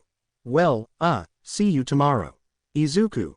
Yeah, here's my number so you can tell me where we'll meet. He says as he takes a piece of paper and writes his number on it. Yukio. Oh, I'll be sure to call you tomorrow. Izuku. Okay, then see you tomorrow. She says as she picks up her basket and walks away. Yukio. Why yes, see you tomorrow. And Izuku left. She stands there with Izuku's number in her hands and a blush on her face. Yukio. Oh my god. How could I play that so calmly? She wonders while holding her face in shame. And as Izuku walks back, he has a small blush on his face. Izuku. What happened out there? He wonders as he continues walking. Izuku. Well, I guess I have a date tomorrow, but what do I tell Mika? He wonders as he stops walking. Izuku. All I can do is tell you the truth. He continues walking home. Izuku. I shouldn't keep this a secret, it will only make things worse. And he continues walking back home, thinking about what to say to Mika. Time skip. It's dark outside and Izuku just got home. He stands at the front door and begins to open it. Izuku. It's so late, I should buy a car soon. He enters his house and sees that the lights are off. Izuku walks around the living room and sees Mika watching TV with Eri sleeping on her lap. Mika then realizes that Izuku has arrived. Mika. Izu hour. She whispers to him. Izuku. Why yes, hello Mika. He says as he walks past her without even looking at her. He's still trying to find the words to explain this to Mika. Mika realizes something is wrong with Izuku and decides to talk to him. Mika lifts Eri's head from her lap and places it on a pillow. Mika follows Izuku to his room and sees that he is putting some of his clothes are put away while he places his folded clothes on the bed. Mika. Izuku, is something wrong? He says as he enters his room and closes the door. Izuku sighs deeply as Mika approaches him from behind and hugs him. Izuku. While I was doing laundry today, I met someone named Ryoko. Mika. Continue, she says as she sits on the bed. Izuku. We talked for a while and after a while, she asked me out on a date. Mika. And what did you say? Izuku. I agreed to it. Mika. Oh, well, that's fine, Izuku. She says with a smile. Izuku. I know it's wrong and, wait, what? Mika. Izuku, I know I won't be the only woman who falls in love with you, but you should be very careful who you fall in love with. Izuku. I know, but she seemed nice. Mika. That's why it's a good idea to ask them out on a date. She says while hugging him. Izuku. So, are you okay with this? Mika. Of course, but I want to get to know them before I do anything. Izuku. Are you sure you're okay with it? Mika. Yes, I am, and I'm proud that you decided to tell me. She says while kissing him on the cheek. Izuku then hugs Mika and rests his head on her shoulder. She smiles and sits on his lap, hugging him back. Mika. Carrying Izuku. Me too. He says as he lies down on the bed with Mika in his arms. She smiles as she tightens her hug around Izuku and snuggles her head into his chest. Izuku takes his hand and plays with Mika's hair as she closes her eyes and enjoys it. But then Mika remembers that Kyoka is going to confess to Izuku and gets up. Mika. I'll be in the living room when you're done, okay? She says while sitting on her stomach. Izuku. And she gets up from him and leaves her room. As he walks away, he almost bumps into Kyoka, who is standing there, blushing. Mika. Are you going to tell him now? Kyoka. SC. Mika. Okay, you also heard what he and I were talking about, right? Kyoka. Yes, I heard that and I have no problem sharing it. Mika. All right, now go and tell him. He says as he walks away. Kyoka takes a deep breath and heads to her room. When he walks in, he sees Izuku putting away some clothes. Kyoka. You Izuku. Izuku. Kyoka. I wanted to tell you something. She says as she closes the door behind her. Izuku. What's wrong? He asks as he turns to look at her. Kyoka. I wanted to tell you, that well really why She is struggling to tell Izuku as she has a huge blush on her face and starts playing with her earphone jack. Izuku notices and approaches her. Izuku. Is something wrong? He asks her while placing his hand on her forehead. She blushes more as she feels Izuku's hand on her head. Izuku. You're not sick. He is about to withdraw his hand until she grabs his hand with both of her hands. Izuku. Kyoka. Then he moves his hand over his head. She lets go of him and looks at him with a nervous expression on her face. Izuku blushes slightly because he thinks she looks cute. He begins to stroke her head and she closes her eyes as she enjoys the pats. She then slowly hugs Izuku and he hugs her back while continuing to stroke her head. After a short period of time, she looks at Izuku and he seems tired of her. She lifts her feet and kisses Izuku on the lips. Izuku kisses her back as they close their eyes and continue kissing. She moves her hand to Izuku's cheek and pulls away to kiss him. Kyoka. I like you, Izuku. Me too. And as he says that, she brings his face closer to hers and continues kissing him. Izuku slowly grabs her butt and lifts her up. She wraps her legs around him and her arms around his neck. While they are kissing, Kyoka accidentally rubs her area against Izuku's waist and she can feel his pipe. She stops kissing and moves closer to Izuku's ear. Kyoka. P. Podemos. She asks as she rubs her area against Izuku's waist. Izuku. Only if you want. He says while whispering in her ear. Kyoka. Why yes, I want. She says as she gives Izuku a quick kiss on the cheek. Izuku. Okay, but let's be quick. He says as he puts her against the wall. Kyoka. It's okay. He says as he begins to unbutton Izuku's pants. While doing that, Izuku starts taking off his shorts and underwear. Kyoka takes out Izuku's stick and aligns it with her area. Izuku. Are you ready? He asks her while holding her against the wall. Kyoka. Yes, I am. He says while holding Izuku's shoulders. Izuku nods and slowly pushes his member into her. Once inside, she lets out a loud moan, but Izuku kisses her quickly, masking her moan. Izuku lifts her up against him and the wall and proceeds to move. As he moves, she continues to moan with each thrust he makes. While Izuku is beating her up, Mika can hear everything that's happening and goes to put Eri in her room. Mika. I didn't expect her to do it with Izuku so soon. She says in her thoughts while having a blush on her face. Eri has earmuffs on her ears as Mika wanted to make sure Eri couldn't hear anything. Mika. But I was prepared. He then proceeds to carry Eri to his bed. With Izuku and Kyoka, Izuku kisses her neck while she covers his mouth with her hand.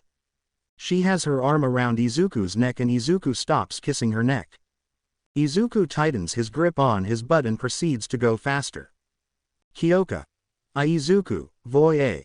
Izuku listens to her and proceeds to speed up. She starts moaning loudly and wraps her legs around Izuku. And finally he reaches his limit when he feels something warm enter his interior. She is breathing heavily as she hugs Izuku. Izuku still holds her by the butt and pulls his rod out of her. Izuku pulls his staff out of her and she still hugs him. Izuku. Are you okay? Kyoka. I'm fine, I'm just tired. She says as she snuggles her head against Izuku's head. Izuku pulls his pants back up and pulls Kyoka's shorts back up. Izuku. I'll bring you some clean clothes in the morning. He says as he lays her down on his bed. Kyoka. It's beautiful, I'm sorry.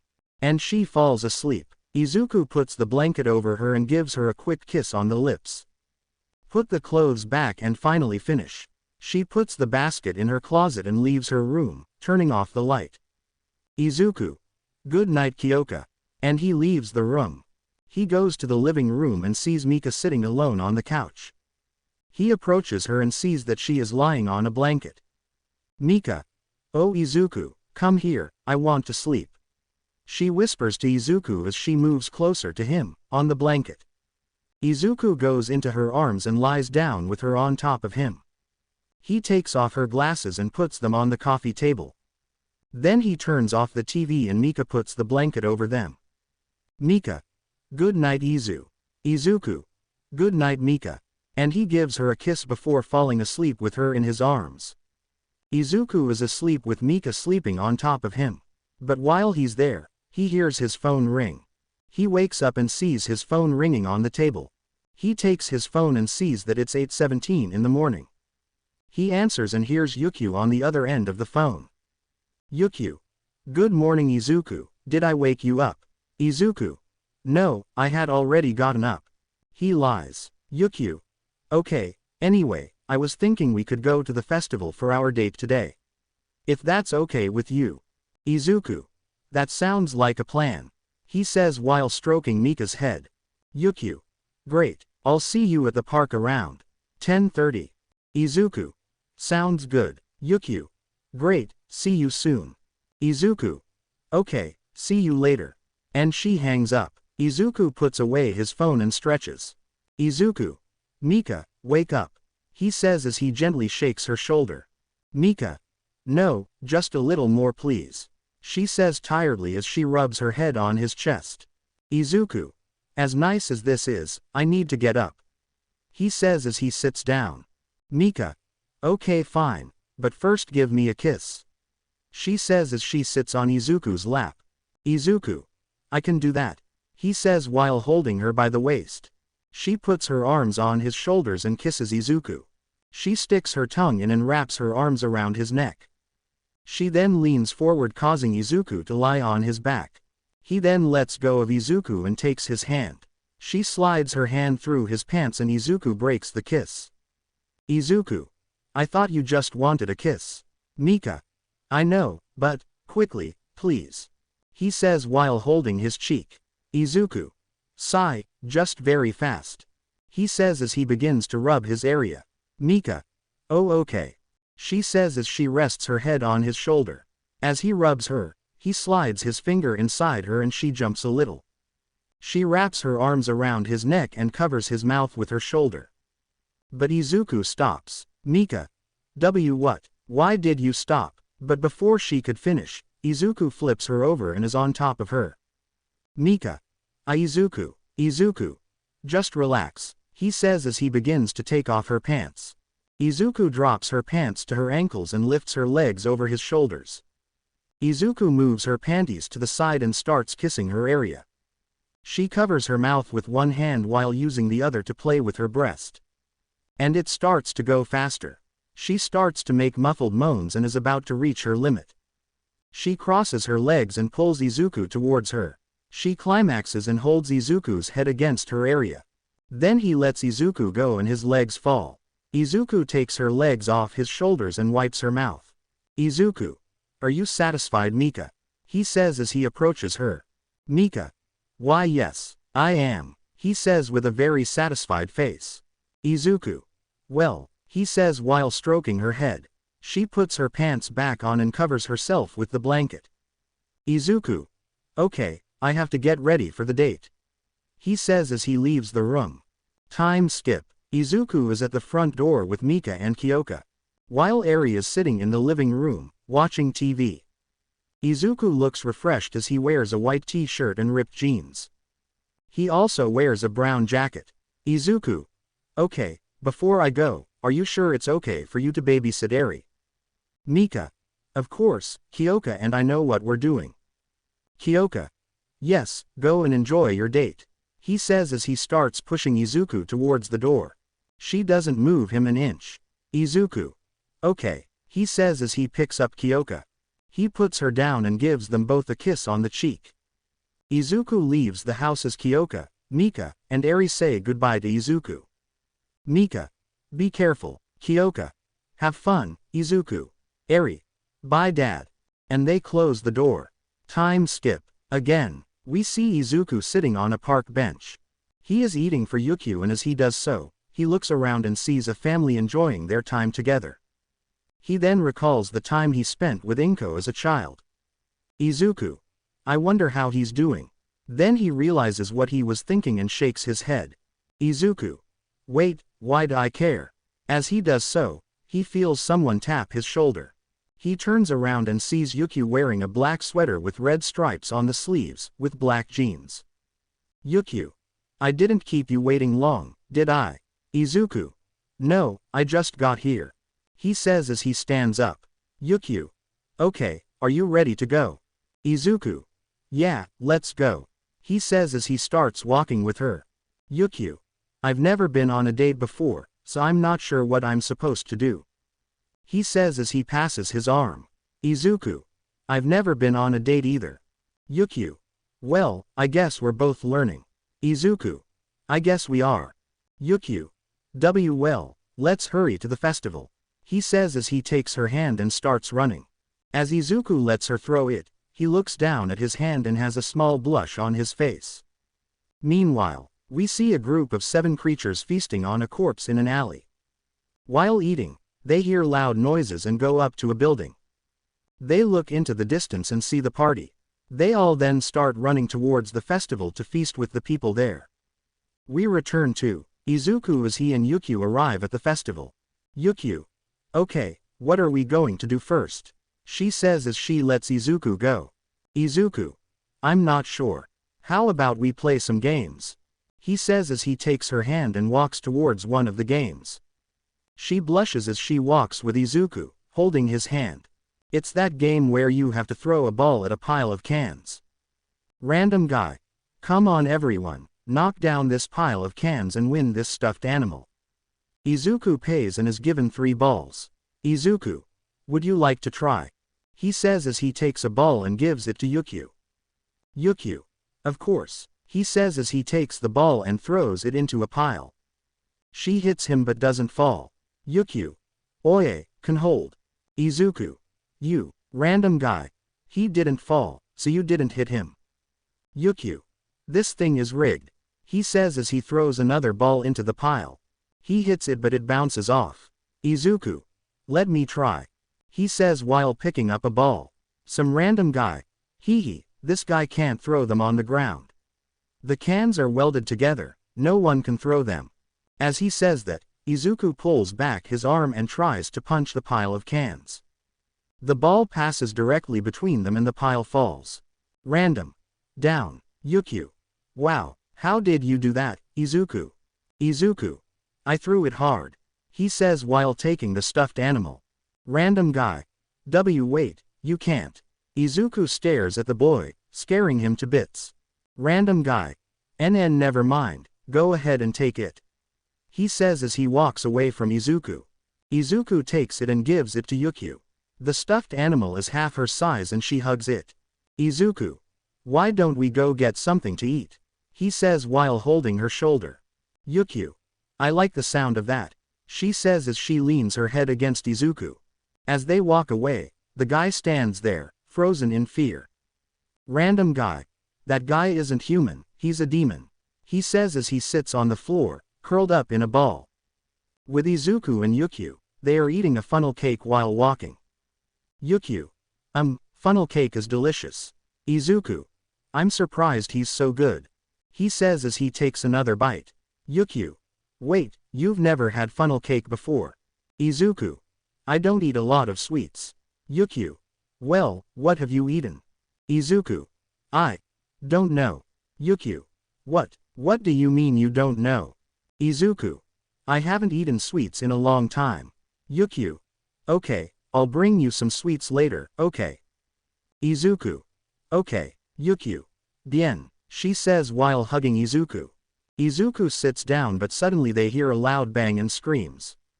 Yukio. That doesn't sound good. Izuku. No, it doesn't, he says as they both run towards him. They arrive and see a group of creatures attacking people. A creature jumps on a girl and is about to kill her until Izuku kicks the creature. The creature flies towards a tent and Yukio runs alongside Izuku. Izuku. Yukio, get the kid out of here. Yukio. On it, he says as he picks up the girl. Yukio. Come on, let's get you out of here. Girl.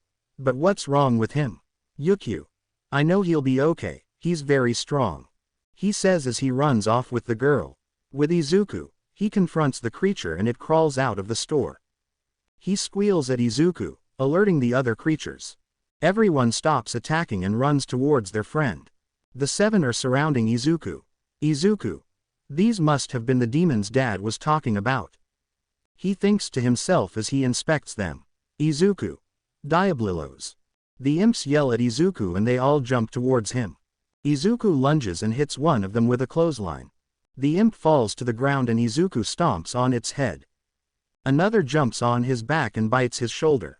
Izuku grabs the imp and throws it over his shoulder. Another imp approaches Izuku and tries to tear his face off with its claws, but he catches it and breaks its arm. He kicks and throws his arm at another imp, stabbing him in the head. We have 5 imps left and we have to jump over Izuku. He dodges one of them and grabs the other by the neck. He then snaps his neck and throws him aside. Another one runs towards him and he throws a punch and his hand goes through his chest. He tries to pull his hand out but it's stuck. Izuku. You've got to be kidding. One of the imps runs towards Izuku and slashes the back of his leg. He falls to his knees as another imp jumps on him. Izuku tries to kick him, but the 3 of them jump on Izuku and start attacking him.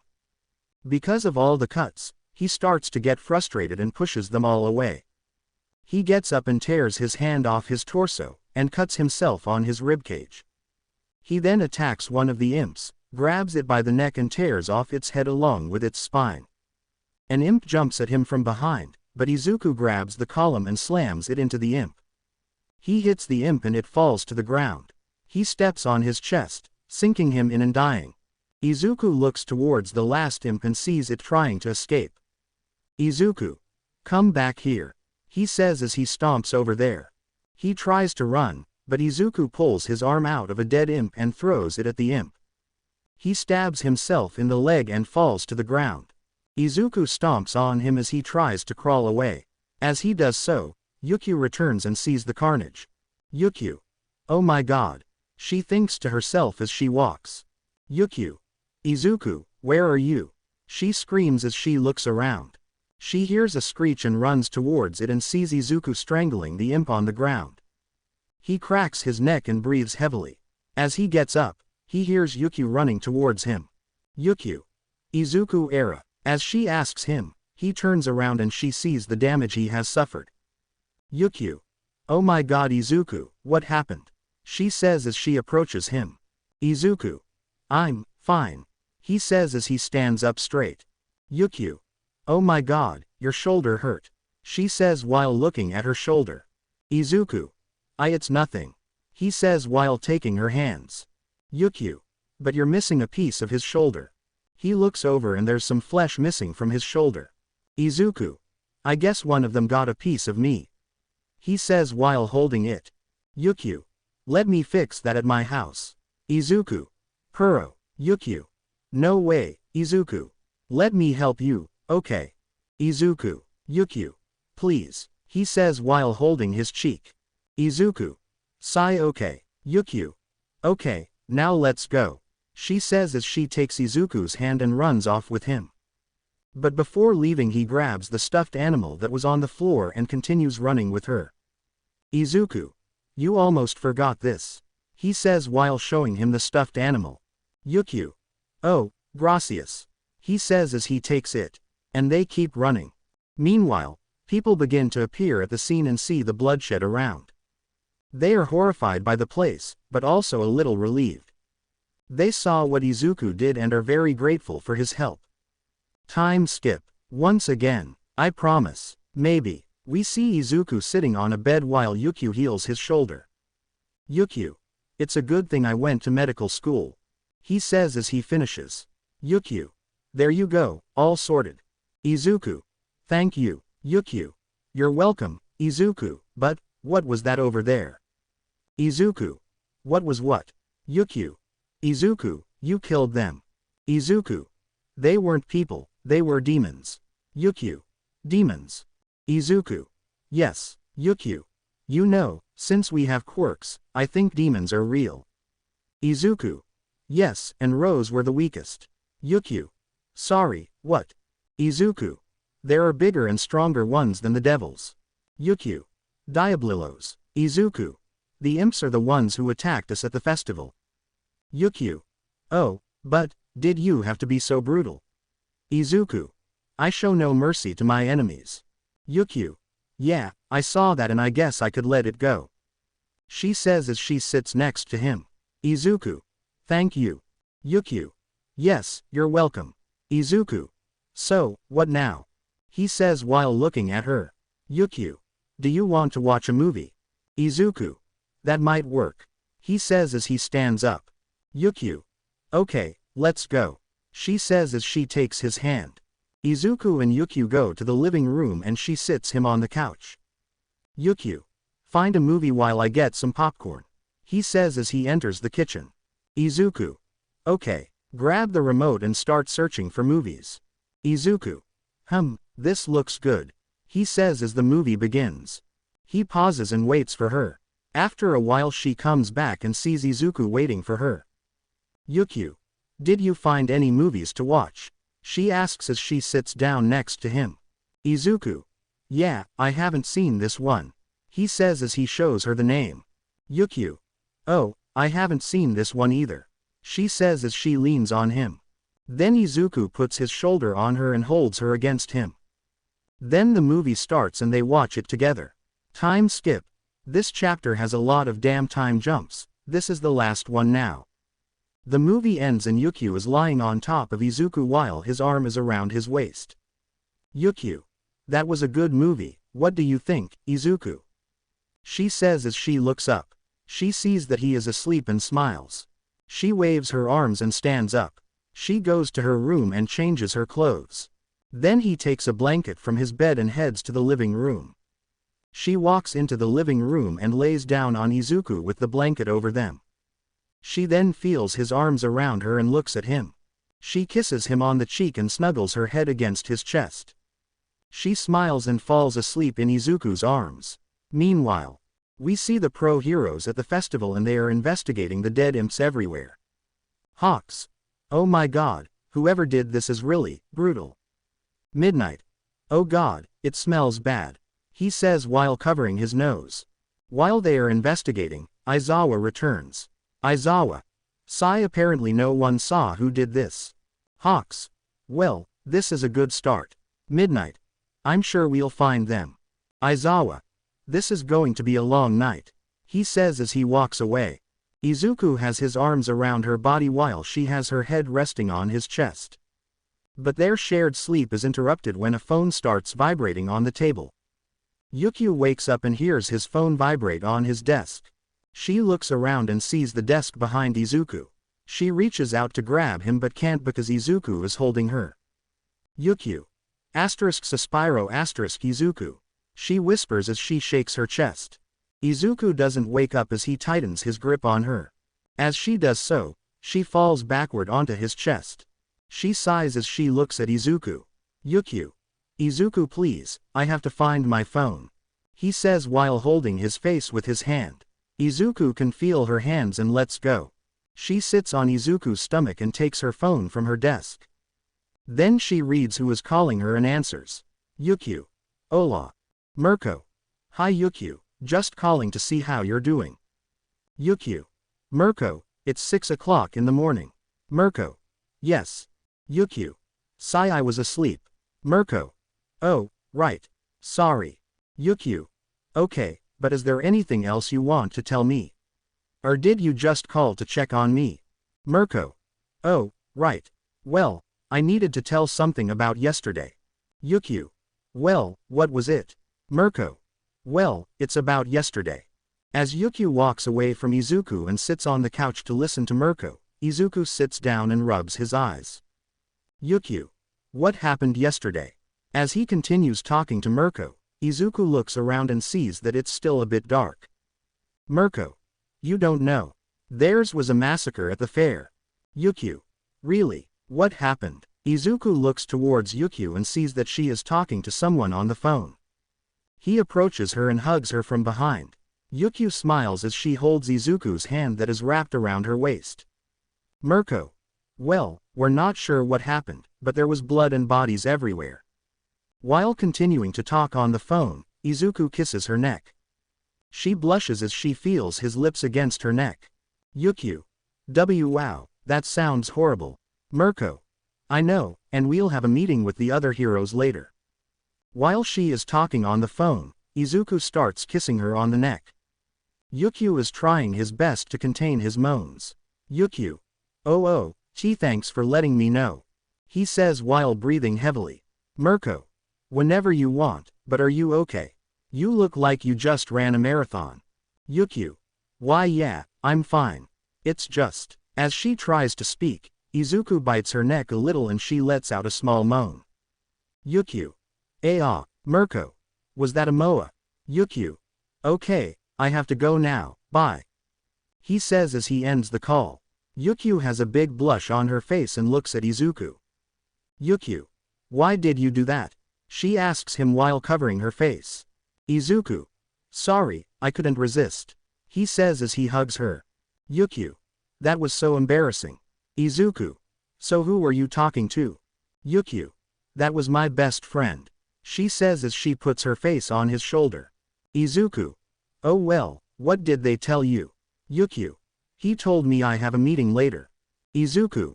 Oh, do you have to go now? Yukio. No, I don't think so, it's usually around 2 o'clock in the afternoon. Izuku. Well, he says as he lies down with her on top of him.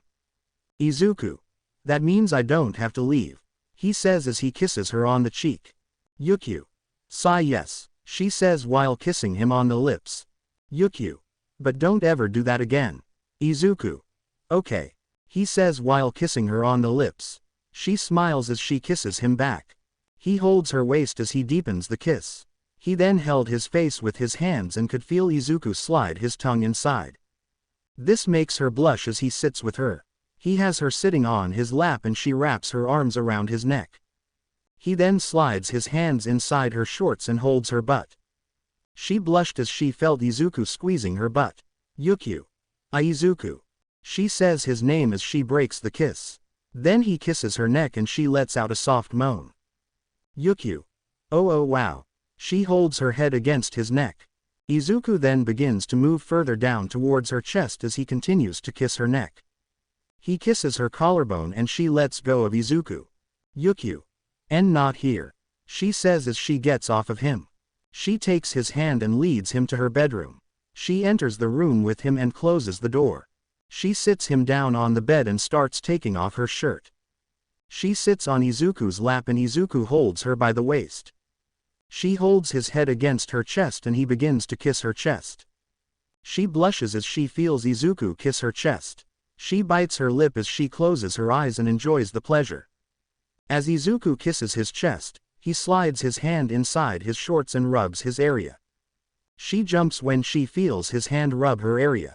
He stops kissing her chest and she bites Izuku's shirt. She tries to contain her moans and shake her head. He stops rubbing the area and lifts her up by her rear. He sits her down on the bed and takes off her shorts. She feels embarrassed because she is wearing nothing but her panties. Izuku climbs onto the bed with her and lifts her legs. She covers her face with the pillow because she's so embarrassed. Then Izuku kisses her and slowly heads towards her area. As soon as his tongue reaches her area, she blushes deeply and bites her pillow. She arches her back as Izuku lifts her by the thighs. She moans into her pillow and bites it so hard that she tears it with her sharp teeth.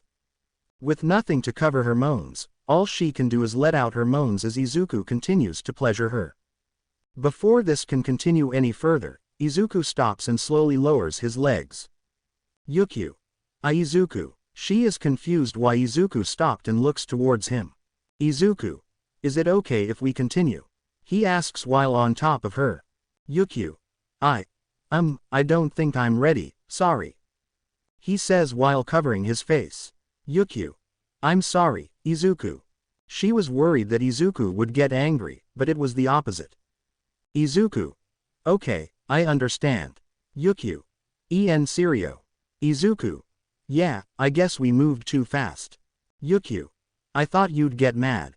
Izuku. Why would I be angry? Yukio. Because I didn't please. Izuku. Yukio. He says while holding her cheek. Izuku. I don't care about that, I just want to do what makes you happy.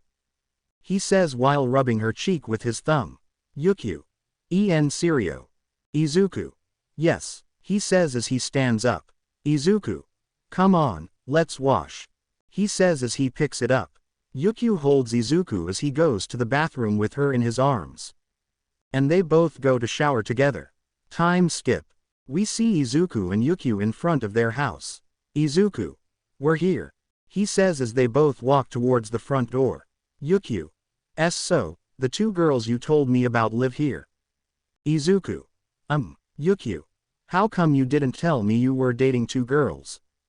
Izuku. You didn't ask and they told me to let you know. Yukio. Well, if they're okay with it, I'm okay with it too. Izuku. Good to know. He says as he opens the front door. Enter with Yukio and close the door. Yukio. This place looks comfortable. Izuku. Thank you, he says as he walks into the living room with Yukio. He looks around and notices a note on the table. He picks it up and reads it. Sorry we took Eri shopping with us, we'll be back soon, we love you. Mika heart. Izuku. Why didn't you text me? Yukio. I take it there's no one here. Izuku. Yeah, they said they went shopping. Yukio. Well, what do you want to do? Izuku. Do you know how to cook? Yukio. I cook. Izuku. Do you think you could teach me? Yukio. Of course, I'd love to teach you. She says as she stands in front of Izuku. Izuku. Okay, let's go. He says as he heads to his kitchen. Yukio follows him and they end up in the kitchen. Izuku takes a kitchen robe and gives one to Yukio. Izuku puts it in his robes and ties it around his waist.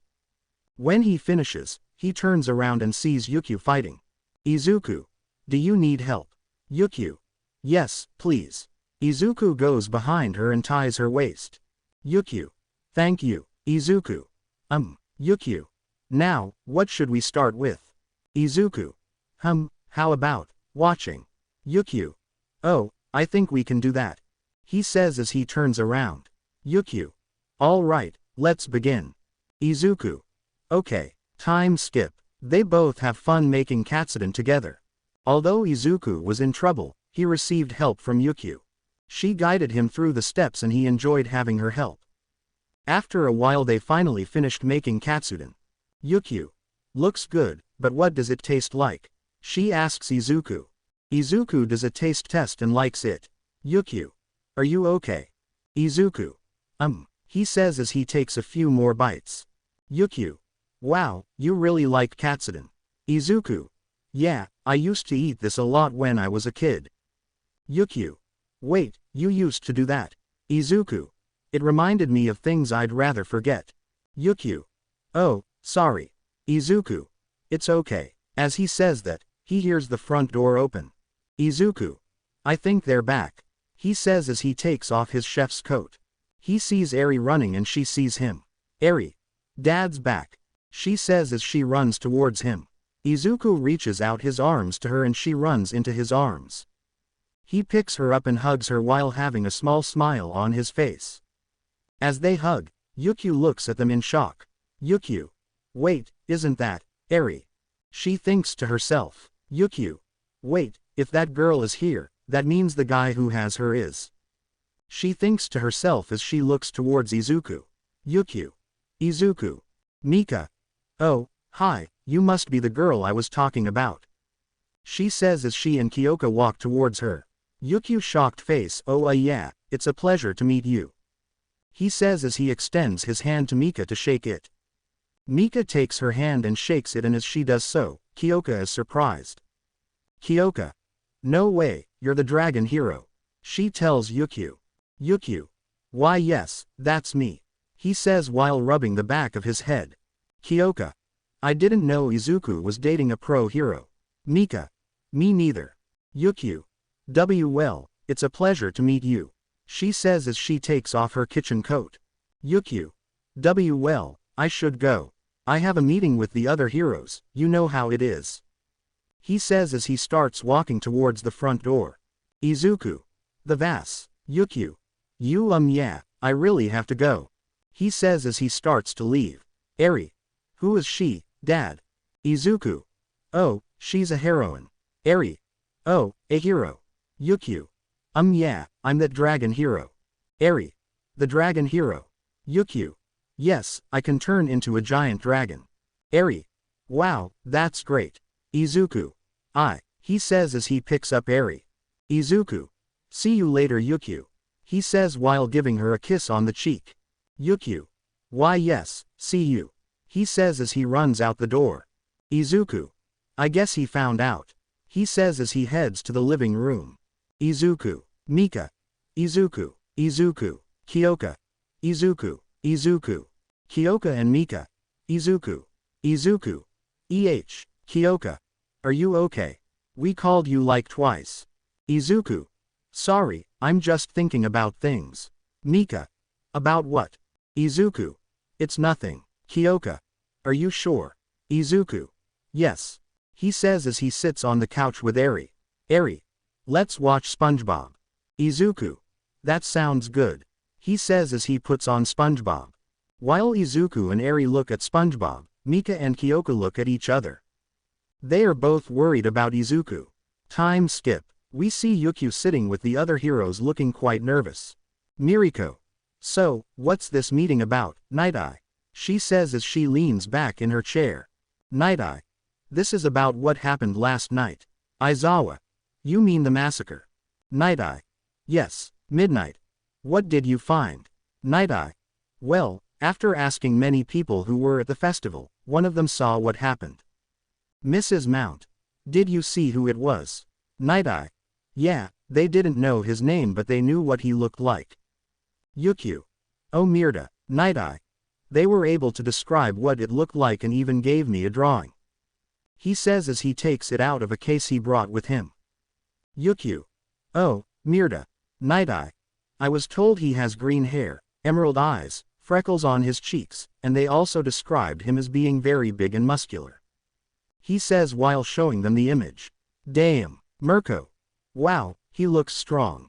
Yukio. Flushed. Midnight. Smirk, he's pretty sexy. Hawks. How did you have time to draw this? Night Eye. I was told it was his quirk, but now we know who he was and I was able to identify his name. Yukio. This is bad. Wait. Why am I worried? She wonders. Yukio. I'm supposed to take care of him, it's my job. She says to herself as she looks down. Yukio. But, why does this feel wrong? While thinking to herself, Night Eye tells the pro Izuku's name. Night Eye. His name is Izuku Midoriya, and I remember him well. He was the boy who disappeared months ago. Miriko.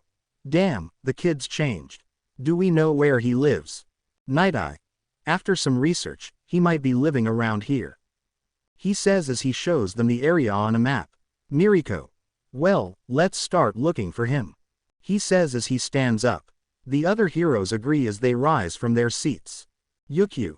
Sorry, but I can't help you with the search. Mirko. What, why? Yukio. Is this about family matters? Mirko. Why did you say that as a question? Yukio. No hey motivo. Mirko. It's okay, she says as the heroes begin to leave. Mirko. But before I go, what happened this morning? Yukio. What do you mean? Mirko. You really complained on our call. Yukio. That was my boyfriend. Mirko. Wait, do you have a boyfriend? Yukio. SC. Mirko. Why didn't you tell me about him? She asks as she shakes her shoulders. Yukio. Why you never asked? Mirko. Oh, right, I never asked. He says as he stops shaking her. Mirko. Well, when can I meet him? Yukio. I don't know. I'll have to ask him. Mirko. Well, let me know when I can meet him. He says as he starts to leave. Mirko. See you tomorrow. He says as he runs away. Yukio. Why yes, see you. She waves her hand at him. Yukio. I have to warn Izuku. She thinks to herself as she takes out her phone. Meanwhile, Izuku, Eri, Mika and Kyoka are sitting on the couch, watching SpongeBob as usual. As it stands, Izuku receives a call from Yukio. Izuku. I'll be right back. He says as he gets up from the couch. He leaves the living room and heads to the kitchen. He answers the call and goes to get a glass of water. Izuku. Hola Yukio, he says while drinking from his glass of water. Yukio. Izuku, Elos. She screams into the phone. Izuku takes the phone away from his ear. Izuku. Yeah, you don't have to shout, what happens now? He asks as he drinks from his cup again. Yukio. They found out where you live. Izuku. Izuku. What, Yukio? You have to get out of there. Izuku. Damn, okay, thanks for the warning. He says as he rushes out of the kitchen. Yukio. You're welcome and be careful. I'll be there every night. Izuku. All might. Yukio. Yes, please be careful Izuku. Izuku. I will, she says as he hangs up. The girls see Izuku running towards them. Mika. Izuku, what's wrong? Izuku. The heroes know where I am. He says as he picks up Eri. Kyoka. What do you mean? Are you in trouble or something? Izuku. We could say I'm a vigilante. He says as he runs to his room with Eri. Mika and Kyoka. What? They scream as they stand up. Izuku opens the door to his room and heads to his vanity. He opens a drawer and takes out a device. Press a button and a screen appears above it. Izuku. Let's go. Izuku's father appears on the screen. Doomguy. Izuku, what's wrong? Izuku. The heroes found my location, Dad. Doomguy. Oh shush. Doomguy notices Eri with Izuku and almost curses. Doomguy. Shoot, don't worry son, I'll open the portal. Izuku. Thanks, Dad. He says as he hangs up. Eri. Dad, what's wrong? Izuku. It's nothing, Eri, we're just going to visit Grandpa. Eri. En serio, Izuku. Eri. Yes. As she says that, the girls enter Izuku's room. Kyoka. Izuku, can you explain to me what's going on? Izuku. There's no time. He says as a red portal opens in front of him. And in the portal comes Doomguy. Doomguy. Vega says the heroes are close, we don't have much time. He says as Izuku gives him Eri. Izuku. That's no good. Doomguy. And who are these girls? Izuku. Okay, this is Kyoka and Mika. Doomguy. It's a pleasure to meet you girls. Mika. Well, I'm nice to meet you too. She says with a smile. Kyoka. It's nice to meet you too, but what's up? Izuku. The heroes are after me because I'm a vigilante. Kyoka. Well, what did you do? Izuku. I saved Eri from someone. Doomguy. Don't forget those demons you killed. Izuku. Right. Mika. Demons. Izuku. I'll explain later, but right now I have to go. Kyoka. But why? Izuku. If the heroes find you with me, then they'll think you're helping me. Mika. He's right. Doomguy. We don't have much time, we should go. He says as he walks through the portal with Eri in his arms. Kyoka. Vamos Izuku. Izuku. I'll be right there. He says as he heads to his closet. Izuku. I just need to take care of something real quick. Mika. Just be careful, Izuku. She says as she and Kyoka go through the portal with them. Izuku. Yes, I will. He says as the portal closes. He moves his clothes and sees the screen with a handprint. He puts his hand on it and says, access granted. He opens it and sees his armor and weapons sitting there. Izuku. It's time to see my favorite hero again. He says as he puts on this armor. Meanwhile, after the heroes have searched everywhere in the search area, we see them standing in front of Izuku's house. Hawks. Okay, how are we going to do this? Simple, we call. He says as he heads to the front door. All Might. Hello, is anyone here? He asks as he knocks on the door. All Might. If you can hear us, the best thing you can do right now is surrender. We won't hesitate to beat your ass. The building explodes in everyone's face, interrupting them. The heroes are shocked when they take power. As the house is destroyed, we see Izuku emerge from the burning building like the badass he is. The heroes see this and get into battle stance. Hawks. Something tells me we're screwed. Izuku. You are, he says as he prepares his shotgun. News reporter. We're currently watching our best hero fight a villain or possibly a vigilante from heaven. She says while she is in a helicopter watching the heroes and Izuku about to fight, with the cameraman. Izuku lunges at the hero as he tries to lunge at Izuku. Endeavor throws a punch but Izuku dodges it and delivers an uppercut to his jaw. Endeavor falls backwards and Izuku steps on his chest. He goes to shoot him in the face until Miriko kicks Izuku in the back. Izuku falls forward, allowing Endeavor to get up. Endeavor. I didn't need your help. Mirko. That's not what it looked like. She says as she runs towards Izuku. Izuku gets up and sees Mirko jumping towards him. She goes to kiss Izuku on the face but he catches her leg. He throws it aside and watches as Hawks swoop down on him with feathers that look like swords. Hawks tries to attack Izuku, but he blocks him using the sword in his gauntlet. Izuku pushes the Hawks and slashes them in the face. Hawks. Ah, am I Kara? He says while holding his face with one hand. Izuku kicks him in the chest while he's distracted and points his shotgun at his face. Izuku. I know a lot about you heroes, especially if I had to kill you. He thinks to himself as he realizes that the other hero is going to help the Hawks. Izuku. And you are a true hero. He thinks to himself as he points the shotgun away from the Hawks. Endeavor shoots flames at Izuku and the Hawks.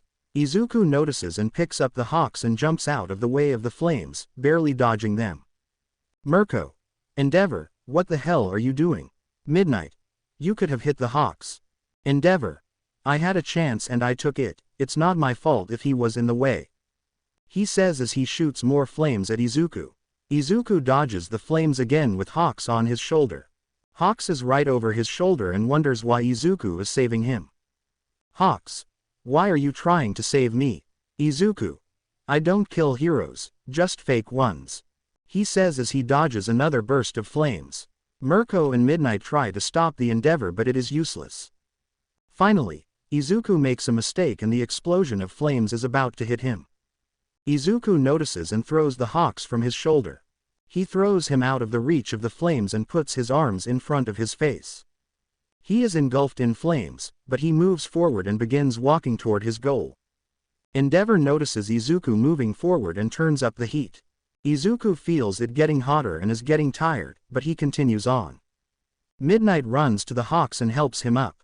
Hawks stands watching Izuku's power through the flames of exertion. You can see Izuku getting tired but also getting close to exertion. Hawks wants to stop Izuku from getting closer but for some reason he doesn't. Endeavor reaches his limit and stops shooting flames at Izuku. They're both exhausted, but Izuku is able to keep going. But as he does so, Mirko jumps on Izuku and knocks him to the ground. Mirko. I got it, she says as she pulls his arm behind her back. Izuku is too tired from the heat to push her off his back, but he continues to struggle. Endeavor sees Mirko holding him and is quite angry. Endeavor. I didn't need help, especially from a woman. He thinks to himself as he slowly stands up.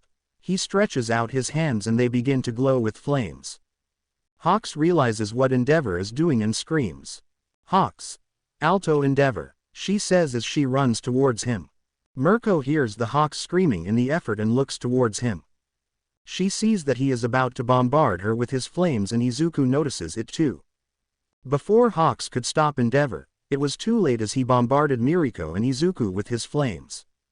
Just before the flames reach Izuku and Mirko, he pushes Mirko off his back while she was distracted. He stands in front of her to protect her and is caught in the flames. He blocks the flames and throws himself into the attempt when the flames hit him.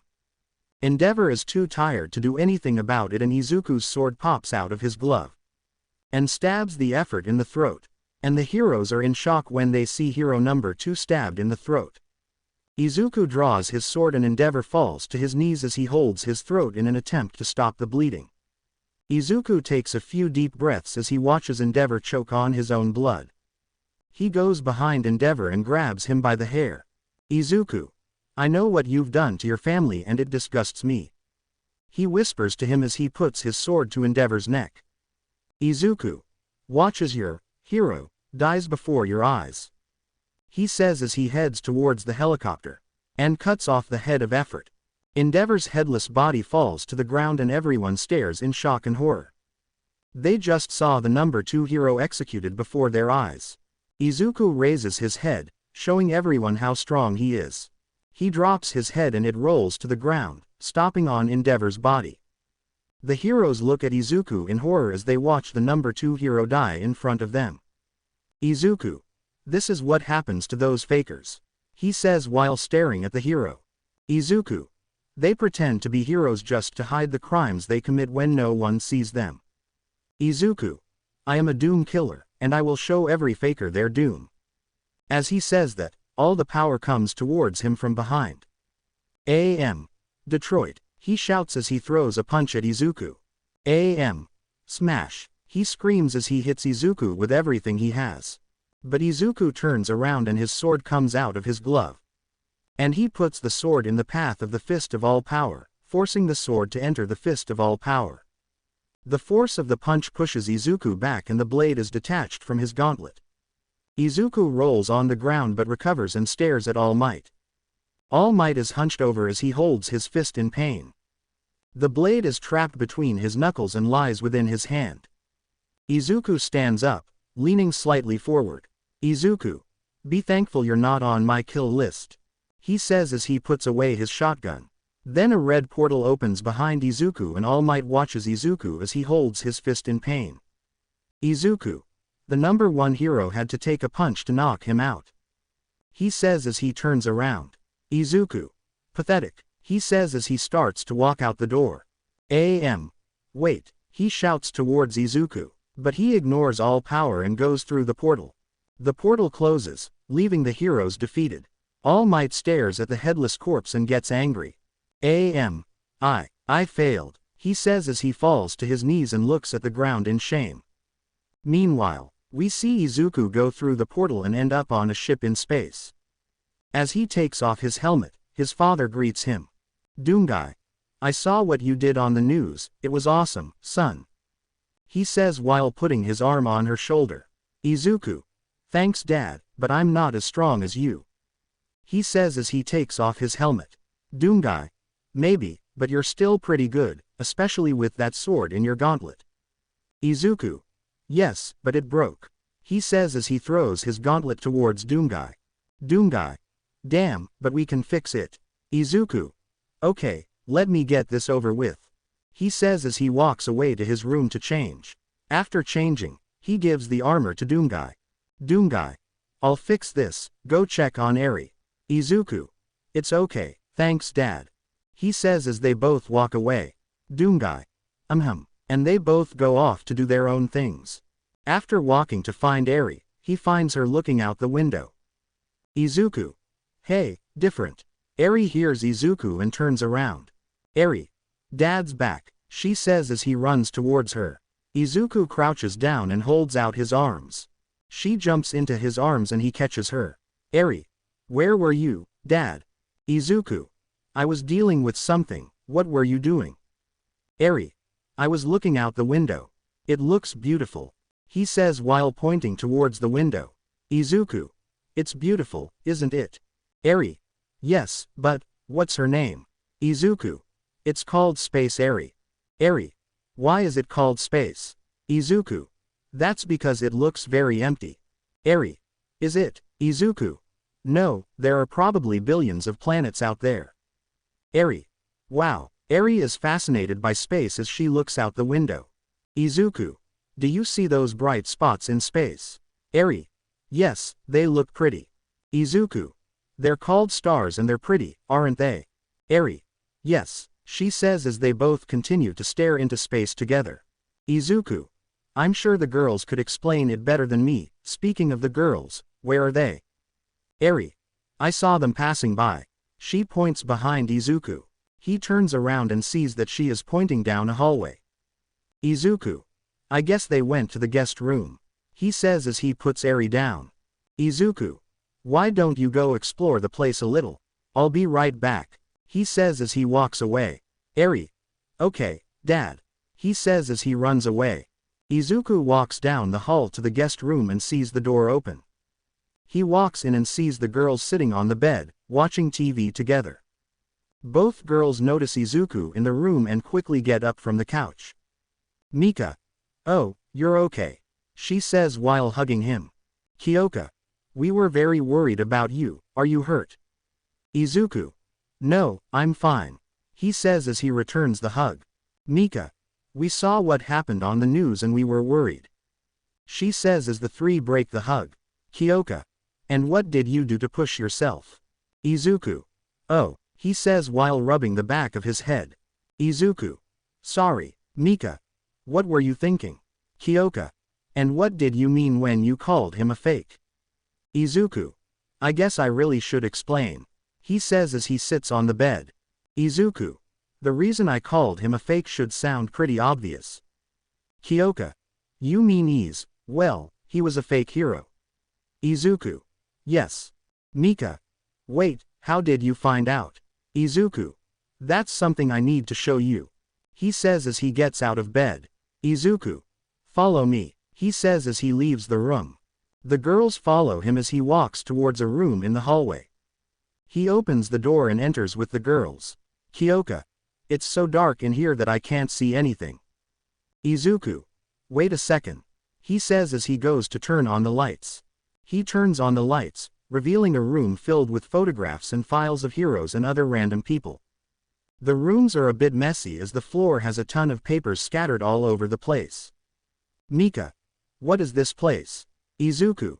This is where I do my research on heroes or other random people. He says as he picks up the paper from the floor. Izuku. This is how I find those fakers. He says as he leaves the pile of papers on the desk. Izuku. An endeavor was a fake.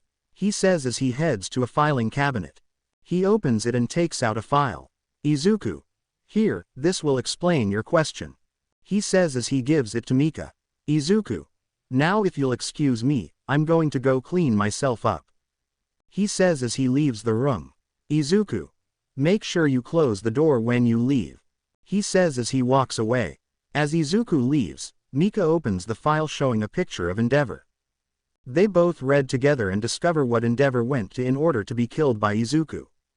And they discover that Endeavor abused his family. He trained his youngest son, Shoto Todoroki, as a soldier. He abused his wife Rei Todoroki and she eventually had a mental breakdown, causing her to pour hot water on Shoto's face, leaving a scar on the left side of his face. Endeavor then sent his wife to a mental hospital and she has been there for the past 10 years. And since then, Endeavor has continued to train Shoto to become the strongest hero to overcome all power. After the girls finished reading the file, they were shocked that Endeavor would do something like that. Kyoka. That's really a disaster. Mika. No child should have to go through so much pain. He says as he leaves the file on the desk. Kyoka. I wonder how Izuku found out about this. Mika. We could ask him later, for now let's just wait for him to finish. Kyoka. It's okay, she says as they both leave the room, closing the door on their way out. Time skip. We see Izuku sitting on the bed watching TV with Eri, Mika and Kyoka. While watching TV, Izuku receives a text message on his phone. He checks who it is and it is from Yukio. He checks the message and says, Yukio. We need to talk. Izuku. That doesn't sound good. He gets out of bed which catches Mika and Kyoka's attention. Kyoka. Is something wrong? Izuku. No, it's Yukio, she says she wants to talk. He says as he starts to leave the room. Mika. Okay, don't take so long, Izuku. Izuku. I won't, he says as he walks away. He closes the door and heads to his research room. Once inside, he closes the door and calls Yukio. After a while she answers. Yukio. Izuku, do you have any idea what you've done? Izuku. Yes, I am fully aware of what I did. Yukio. You just killed the number 2 hero. Izuku. I'm not that worried about that. Yukio. Izuku, they know what you look like. Izuku. Oh, Yukio. Sigh, look, I'm a hero, I can't let you kill people like that. Izuku. But I have to. Yukio. No, don't, Izuku. You could bring them to justice the right way. Just stop killing them. Izuku. I'm doing it my way, Yukio, and that's killing those fakers. Yukio. Izuku. Yukio. Yukio. Fine, you can do it your way, but I can't be with someone who kills people. Izuku. What are you saying? Yukio. I'm saying we're done. Izuku. What? Yukio. Izuku, I really like you, but it doesn't feel right to be with someone who kills. I'm sorry. She says it and it sounds like she's crying. Izuku. Especially. Before Izuku could explain his motive for killing Endeavor, he hangs up. Izuku just stands there as his arm drops with the phone still in his hand. Izuku. Did he really do it? He thinks to himself as he tries to call Yukio again. He hears the doorbell but after a while his call is rejected. Izuku. She really did it. The phone slips out of his hand and he just stands there. As she stands there, she feels tears running down her cheeks. He wipes his eyes with his arm and picks up the phone. Izuku. I really screwed up, didn't I? He says as he leaves the research room. He returns to the girls and sees that Eri is asleep. Kyoka. So what did I want to talk to you about? She asks as she and Mika notice that Izuku looks upset. Mika. Izuku, are you okay? Kyoka. Looks like you've been crying. Izuku. I'm fine, I'm just tired. Mika. Oh, well, I guess we should get some rest. Kyoka. That sounds good right now. Izuku. Yes, he says as he climbs into bed with the girls. He picks up Eri and puts her on his chest while the girls hug Izuku. Kyoka. By the way, what did you two talk about? Izuku. It's nothing important, she was just looking out for me. Kyoka. Okay then, he says while kissing Izuku on the cheek. Kyoka. Good night Izuku. She says as Mika kisses him on the other cheek. Mika. Good night too, Izuku. Izuku. Yes, good night. He says while holding the girls in his arms. And they fall asleep together. Meanwhile, We see Yuku lying in her bed. She is still awake and looks like she has been crying. She really loved Izuku, but as a hero, it was her duty to protect the people. She believes she did the right thing but feels she made a mistake. Yuku. I'm so sorry Izuku, I hope you understand. He says this while still having some tears in his eyes. She feels tired and closes her eyes. After a while she finally falls asleep. Meanwhile, we see Hawks as he stares at Endeavor's corpse. It is covered with a large white cloth. The heroes and others had already left because it was getting late, but for some reason Entry's family never arrived. Hawks. I don't get it. Of course Endeavor was a bit of an idiot but he didn't deserve to die for that, right? He asks. Hawks.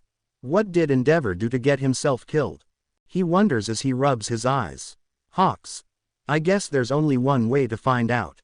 He says as he starts to leave the room. Hawks. I have to find that Midoriya guy. If he killed Endeavor then he must have the answers as to why, right? He says as he opens the door. Hawks. Then again, he could probably kill me. Hawks. Let's hope it's worth it. He says as he walks away. We see Izuku working in his research room. At the moment their target is a group of drug traffickers. He's close to finding his hiding place but he's a bit stuck. Izuku. She holds her chin as she stares at the clipboard full of thread and photographs. Izuku. Oh, wait a minute. He says to himself as he plays with the thread. He attaches the woolen threads to a picture and discovers something. Izuku. If I could find it, then I could find the hiding place. He says as he leaves the research room. He closes the door and walks into the living room. Izuku. Vega. Are you Izuku? Izuku. Can you locate ###? I couldn't think of a name. Please forgive me because I lack the imagination to think of one. Folded hands. Vega. I can, but it will take some time. Izuku. Okay, thanks Vega. He thanks Vega as he sits down on the couch. As he sits down, he rubs his eyes and lets out a tired sigh. Vega. You seem quite stressed, Izuku. Izuku. No soy. Vega. That's a lie, Izuku. Izuku. Oh yeah, how could you tell? Vega. As soon as you sat down, you rubbed your eyes and let out a deep sigh. That usually indicates that you are stressed. Izuku. There is no evidence.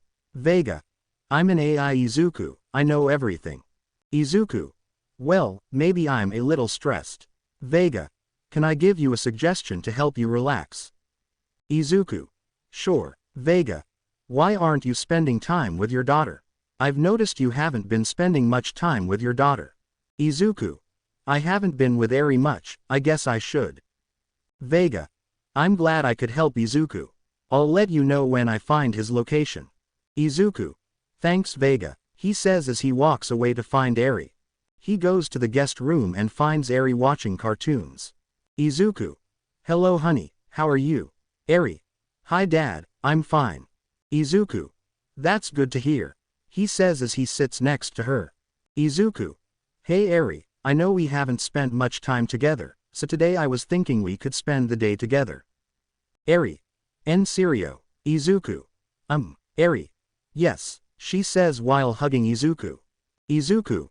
Okay, so what do you want to do? Eri. Oh, I know a game we could play. Izuku. Seriously, what's his name? Eri. I think it's called hide and seek. Izuku. Okay, go hide and I'll count. Eri. It's okay. He says as he jumps out of bed. Eri. Don't look, she says before running away. Izuku. I won't, he says while covering his eyes. While Izuku is counting, we see Eri looking for a place to hide. Eri. Where can I hide? He wonders as he looks around the living room. Eri. Maybe under the couch. He says while looking under the sofa. Eri. I don't think I can fit in. He says as he stands up. Izuku. I'm coming Eri. Eri. Oh no, potatoes coming. She says to herself. She looks around and sees a good place. Eri. Up there, Dad won't be able to find me. He says as he heads to the place. After a while we see Izuku enter the room. Izuku. Okay, where are you? He says as he looks around. He looks around the living room but can't find her anywhere. Izuku. Maybe he went to one of the rooms. He says to himself as he leaves the living room. But he stops dead in his tracks when he hears someone laughing. Izuku. Different. He turns around but doesn't see her. But then he hears her laugh again and it seems as if she is above him. He looks up and finds Eri hanging from the chandelier. Izuku. I found you. Eri. Ah, that's not fair. Izuku. How did you get there? Eri. I forgot. Izuku. Okay, jump, I'll catch you. Eri. It's okay, he says as he jumps off the chandelier. Izuku catches her but collapses on the couch with her in his arms. He lands on the couch and bounces a little and just lies on the couch with Eri. Eri. Ha ha ha, let's do it again, she says while laughing in Izuku's arms. Izuku. Maybe later, he says as he sits down. Eri. Okay, it's your turn to hide, he says as he steps out of Izuku's arms. Izuku. Okay, go count in the room, okay. Eri. It's okay, he says as he runs away. Izuku. This is going to be difficult, he says as he looks around for a place to hide. Eri. I'm coming, Dad, she says as Izuku hears her run towards him. Izuku. No way she counted that fast. Izuku. Shit. He looks around and finds a very terrible place. Izuku. It's the only way, he says as he goes to hide. After a while, Eri starts looking for Izuku. She looks around but it doesn't take long to find her dad since his hiding place isn't the best. Eri just stares at Izuku and he realizes that she found him. Izuku. Different. Izuku. You found me, didn't you? Eri. Yeah, you're not very good at this game, Dad. Izuku. Well, it's hard for a big guy like me to find the perfect hiding place. Eri. It's okay Dad, at least you tried, she says while hugging her leg. Izuku. Thanks different, he says while stroking her head. Izuku. So what do you want to do now? Eri. Oh, I know, he says while taking Izuku's hand. She drags him back to the guest room and when they arrive, Eri lets go of Izuku's hand. She runs to a counter and opens it, revealing a box of markers and sheets of paper. Eri. We can draw together, he says as he takes out the markers and sheets of paper. Izuku. Drawing. Different. Izuku. Okay then, he says as he sits on the bed. Eri. Yes, she says as she jumps onto the bed and sits with Izuku. And they both start drawing together. Time skip. We see Hawks standing in front of the Todoroki house. Since his family wasn't in the hospital like he was, he wondered why they hadn't shown up. Hawks. Maybe they were busy with something, or they just couldn't make it, I don't know. He thinks to himself as he approaches the door. Hawks. I should go check on them, just to make sure they're okay. He thinks to himself as he knocks on the door. Ray. I'm coming, he hears on the other side of the door. While she waits, she fixes her clothes and hair. The door opens and is greeted with a smile on Fuyumi's face that takes the Hawks by surprise. Hawks. Why are you smiling? Fuyumi. Hey, you're Hawks, right? Hawks. You yeah, I was working with him. Fuyumi. It's a pleasure to meet you, she says as she extends her hand. Hawks. Yeah, it's nice to meet you too, he says as he shakes her hand. Fuyumi. So what brings you here? Hawks. I just came to see Endeavor's family, I'm sorry for your loss. I know it must be very difficult to deal with a loss like that. Fuyumi. It's okay, we don't really feel bothered by that at all. Hawks. Wait, what? Fuyumi. Yeah, we're not really upset about it, we're actually grateful that the Doomslayer killed him. Hawks. I don't understand, is your cheerful effort dead? Fuyumi. Yes. Hawks. Why did he say that so calmly? Hawks. Why? Fuyumi. How about we talk about this inside? It's a little chilly out here, don't you think? Hawks. Oh okay, he says as Fuyumi lets him in. He walks in and Fuyumi closes the door. Fuyumi. Go ahead, take a seat in the living room. Hawks. Okay, he says as he sits in the living room. Fuyumi. Do you want something to drink? Hawks. A glass of water would be nice. Fuyumi. Okay, Give me a moment, he says as he heads to the kitchen. Hawks looks around as he waits for Fuyumi. He notices that it's quite quiet and wonders if Fuyumi is the only one there. Hawks. Hey Fuyumi. Fuyumi. Hawks. Okay Fuyumi, are you the only one here? Fuyumi. Yes, my brothers went to get mom out of the mental hospital. Hawks. Mental hospital, why is your mom there? Fuyumi. It's because of our wonderful father. Hawks. You mean Endeavor? What did he do? Fuyumi. Sent her to a mental hospital because she threw hot water in my brother Shoto's face. Hawks. Wow, I didn't know that. But why do you hate him so much? He asks as Fuyumi enters the living room with a glass of water. Fuyumi.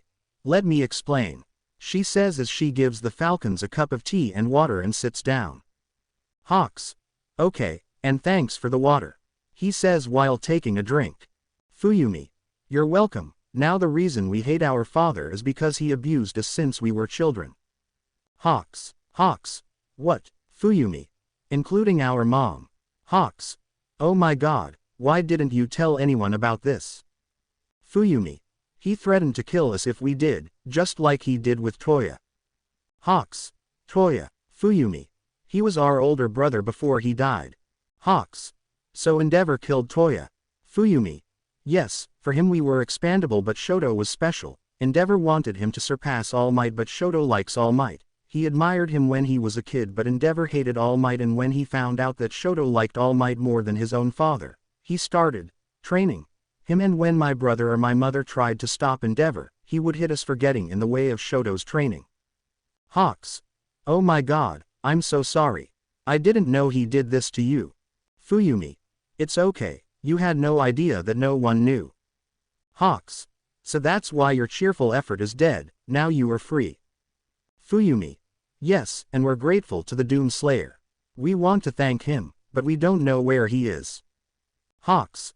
I was actually looking for him to find out why he killed Endeavor, but now I know why. Fuyumi. Well, at least now you know the truth. Hawks. Yeah, now that I know I don't feel so bad about trying. Fuyumi. I'm glad we're on the same page. Hawks. Yeah, I should go anyway, I have things to do. Fuyumi. Are you sure? Why don't you stay for some tea? Hawks. I wish I could, but as they say, heroes never rest, right? Fuyumi. Hee, well, be careful, she says as the Hawks head for the front door. Hawks. Don't worry, I'll be fine, by the way, he says as he opens the front door. Hawks. Tell your family I say hi, he says as he walks out the front door and closes it. But then he opens the door again. Hawks. Effort sucks too, okay, bye, he says as he leaves this time. Fuyumi. Haha, seems nice slightly smiling face. As the falcon walks, he receives a call. Hawks. Hawks talking, what's up? Aizawa. It's Doom Slayer, get your ass here right now. Hawks. Doom Slayer, where? Aizawa. It's in .. Now hurry up, he yells into the phone as Hawks moves the phone away from his ear. Hawks. Go for it, he says as he hangs up. He spreads his wings and jumps high into the air and flies at high speed towards Aizawa's destination. You're probably wondering why Izuku was fighting with Aizawa. Well, I can explain that in a quick flashback. Rewind. We return to Izuku and Eri when they finished their drawings. Eri. Okay dad, I'll show you mine first, she says as you can see the emotion in her eyes. Izuku. Okay, he says while showing her the drawing of him and her. It's a sketch of Izuku and Eri holding hands with smiles on their faces. Izuku. Wow, this looks amazing Eri, he says with a small smile. Eri. Thanks dad, now show me yours. Izuku. Okay, he says while showing him his drawing. Eri. Oh wow. Izuku. Do you like it? Eri. Yes, you are very good at drawing dad. Izuku. Seriously, Eri. See, Izuku. Thanks different, he says as he hugs her. Eri. You're welcome, dad, she says while hugging Izuku. Izuku. Vega was right, this is cute, he thinks to himself while having a small smile on his face and his eyes closed. He just sits and hugs Eri as they both enjoy each other's embrace. Izuku. Eri, I want you to know something. Were you? Yes, Dad. Izuku. No matter where I go or what happens to me, I want you to know that I'll always be there for you, no matter what. Different. En serio. Izuku. Of course, he says as he tightens the hug. Eri. I love you, Dad. Izuku. I love you too, Snowflake. He says as Izuku lies down with Eri in his arms. They both enjoy each other's hugs and have smiles on their faces. After a while, Eri falls asleep with the photo still in her hands. Izuku can hear her snoring and lays her down on the bed. Take the markers and sheets of paper and put them away. He lifts Eri slightly and rests her head on the pillow. He takes Eri's photograph from her hand and places it on the desk. He then covers Eri with the blanket and fixes her hair. Izuku. How did I get so lucky to find you? He says while kissing her on the head. As she does so, she smiles slightly in her sleep and rests her head against the pillow. Then he goes to the door and turns off the light. Izuku. Sweet different dreams. He says before leaving the room and closing the door. As he closes the door, he stands there smiling to himself. He is happy to have someone as sweet as Eri to be his daughter. Vega. Izuku, I have located the man you were looking for. Izuku jumps when he hears Vega. Izuku. Jesus, you scared me. Vega. I'm sorry, Izuku. Okay, now you said you found them. Vega. Indeed, it is here. Vega says as a virtual screen appears in front of Izuku. Shows the map with a small circle surrounding a building. Izuku. I see, thanks for the help, Vega. Vega. A pleasure to be able to help. And Izuku goes to look for his armor. Izuku. Let's see how much she can take before she breaks. He says as he walks through the halls to look for his suit. We see two big guys in front of a building playing Uno together. Bully number 2, +4. He says as he taps a +4 card onto the card pile. Bully number 1. This game is crap. He says as he throws his cards on the table in anger. Bully number 2. No, you're just trash at this game. He says with a smile. Bully number 1. Aw, fuck you. He says as he stands up. Bully number 2. Laughs asterisk. As they talk, they hear something moving in the alley next to them. Bully number 2. Did you hear that? Bully number 1. Yeah, go check it out. Bully number 2. What? Why me? Bully number 1. Because you're a jerk in 1. Bully number 2. That's a stupid reason. Bully number 1. Just do it. Bully number 2. Fuck, that's fine, he says as he gets up from his seat. He enters the alley and looks around. Bully number 2. Hello, is anyone here? He asks in the alley. Yeah, he says as he jumps and grabs him by the face. Izuku. Yo. Izuku says as he slams the bully's head against the wall, knocking him out. Bully number 1. Oh shit, he says as he walks away from Izuku. Izuku notices the other thing and walks towards him. Bully number 1. Wait, he says while holding his hands in front of him. Izuku stops and stares at him. Bully number 1. Let's make a deal. He says as he lowers his hands. Bully number 2. Let's play a game of 1-on-1. If you win, you can kick my ass. If I win, you let me and my friend go, deal? Izuku. Good, he says as he lowers his shotgun. Bully number 1. I actually didn't think he'd agree. They both sit down and start an exciting game of 1. After a while, Izuku wins and the bully gets scared. Bully number 1. FFFFFFU. Before he could finish, Izuku grabs the bully by the neck and strangles him through the table. Bully number 1. My. Call him. And the bully faints. Izuku. You suck at Uno, he says as he steps over the bully. He opens the front door and sees that it's dark inside. Come in and look around. Izuku. Maybe he's upstairs, he says as he climbs the stairs. Once upstairs, he sees a room with the light on. He walks over and kicks the door open. He sees a group of thugs playing poker together. The bullies notice and they all stare at Izuku. Thugs. Izuku. Thugs. Catch him! They scream as they all jump towards Izuku. Izuku runs towards them and punches one of them in the face. One of the bullies jumps on Izuku from behind and another hits Izuku with a chair, breaking it. Izuku grabs the bully from behind and slams him into one of the bullies. Another bully kicks Izuku, but Izuku catches his leg. Izuku picks him up and slams him against the table. Only one thug is left standing and they both stare at each other. Thug. I'm just gonna leave, he says as he tries to leave. Izuku runs towards him and attacks him by smashing him into the wall. While the bully is immobilized, he tries to break free by punching Izuku, but Izuku catches his fist and breaks it. Bully. Crap, okay, you win, he says. Izuku lets him go. The bully holds his broken hand in pain as he rolls on the ground. Izuku. Where is #####? Bully. He's upstairs, just don't kill me, he says as he tries to crawl away. Izuku. Thank you, he says as he approaches the bully and slams his head into the ground, knocking him out. Izuku walks towards the stairs and sees a door with a light shining through the cracks in the door. Izuku walks up to the door and kicks it open. He sees his target holding a shotgun. Random fuck. Back off. I'll shoot you, I swear, he says while pointing his shotgun at Izuku. Izuku ignores his warnings as he walks towards his target. He shoots at Izuku but the bullets don't affect him. Izuku approaches his target as he continues to shoot at it. Once Izuku is close enough, he knocks the shotgun out of his hand and hits him hard with it. The guy falls to the ground and Izuku throws the shotgun to the side. Izuku. You're going to answer every question I ask you, and if you get it wrong, I'll break one of your fingers, he says as he grabs his target and drags him out of the room.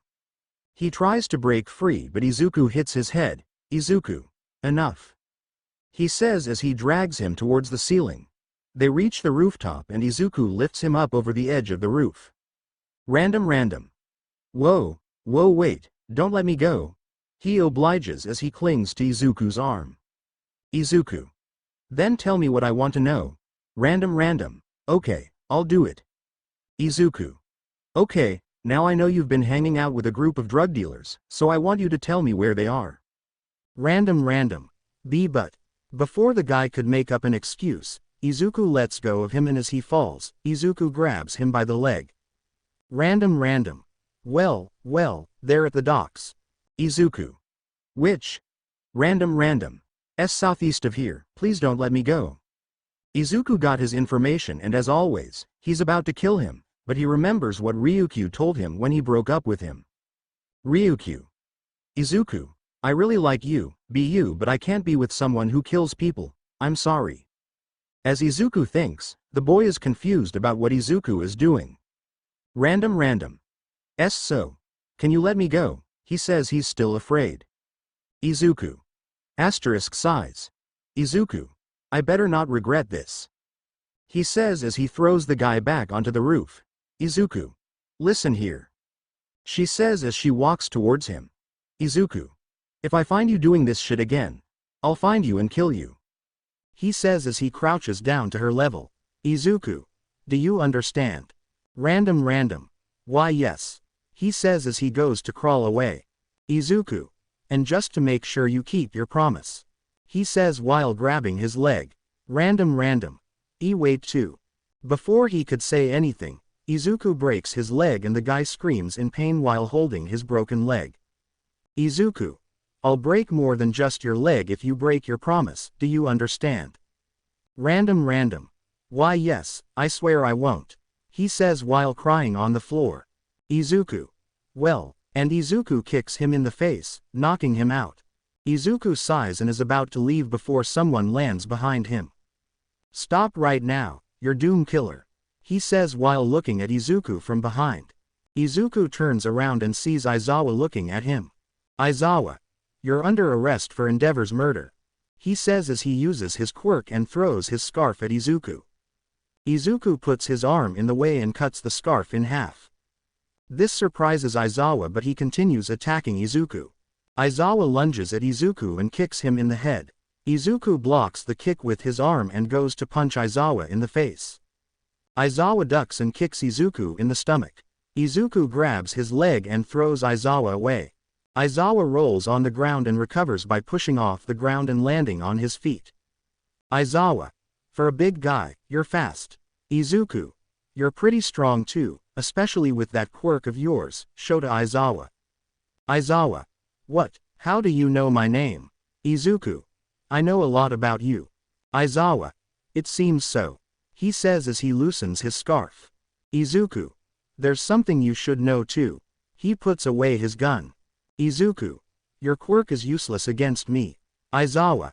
And why is that? Izuku. I don't have any quirks. He says as he runs towards Aizawa. Before Aizawa could react, Izuku grabs him and throws him to the ground.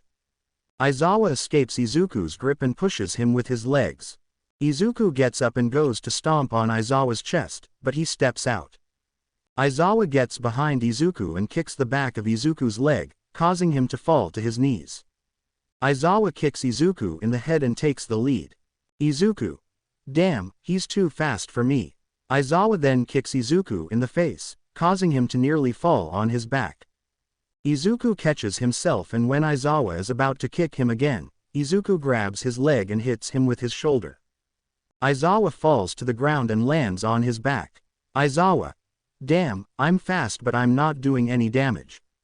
As Aizawa lies on the ground, he looks at Izuku and comes up with an idea. Aizawa. I have to take off that helmet. He says as he stands up. Izuku. He's fast but weak. I'll let him attack first and then counter his attacks. He says as he gets into position. Aizawa lunges at Izuku and goes to kick him in the face. But Izuku counters his attack and grabs him by the neck. Izuku. I can't deal with you right now, I have to be somewhere else right now. He says as he walks towards the edge. As Aizawa tries to break free, Izuku holds him on the edge. Izuku. I'm sure you'll survive the fall, you're a hero after all. He says as he throws it over the edge. Aizawa falls off the building and Izuku looks over the edge. Izuku. I'm sure it'll be fine. He says as he leaves the place. As we leave, we see Aizawa holding his scarf as it waves around a pole. Aizawa. Damn, I need to call the Hawks. He says as he takes out his phone. Time skip. We see Izuku arrive at the docks. He is on top of a building and is watching a group of thugs. They seem to be making a deal with another group that is perfect for Izuku. Izuku. Two birds with one stone. He thinks to himself as he prepares to break up their little meeting. Bully number 1. Okay, do we have a deal? Thug number 6. Yeah, it's a deal. He says as he goes to shake her hand. But before they could finish their deal, Izuku interrupts it by landing on top of one of the thugs. Thug number 3. Aw, fuck your painful guy. He says before Izuku steps on his head, knocking him out. Thug number 1. Kill this bastard. He says as he forms a gun in his hand. One of them runs towards Izuku as his arms turn into swords. The bully attacks Izuku but he dodges the swords. Bully number 5. Stay still, damn it. He says while attacking Izuku. Izuku catches the swords and breaks them with the blade of his gauntlet. The thug screams in pain as he holds his missing arm. Izuku kicks the boy's leg and it bends backward, snapping in half. He falls to the ground and two other thugs attack Izuku. One of them has his skin turned to metal and goes to punch Izuku, but Izuku catches the fist and throws it at the sword-wielding thug. The other runs towards Izuku and jumps on his back. He grabs his head and tries to burn Izuku's head. But Izuku grabs the bully's arm and breaks it over the shoulder. The bully falls backward and clutches his broken arm.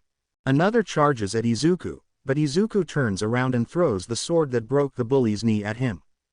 The thug falls and lands on his knee, pushing the sword further in. The metal thug gets up and goes to punch Izuku in the back, but Izuku avoids it by ducking under the blow and applies a chokehold to the thug with his broken arm. Another thug pulls out a gun and shoots Izuku, but his aim is as bad as a stormtrooper's.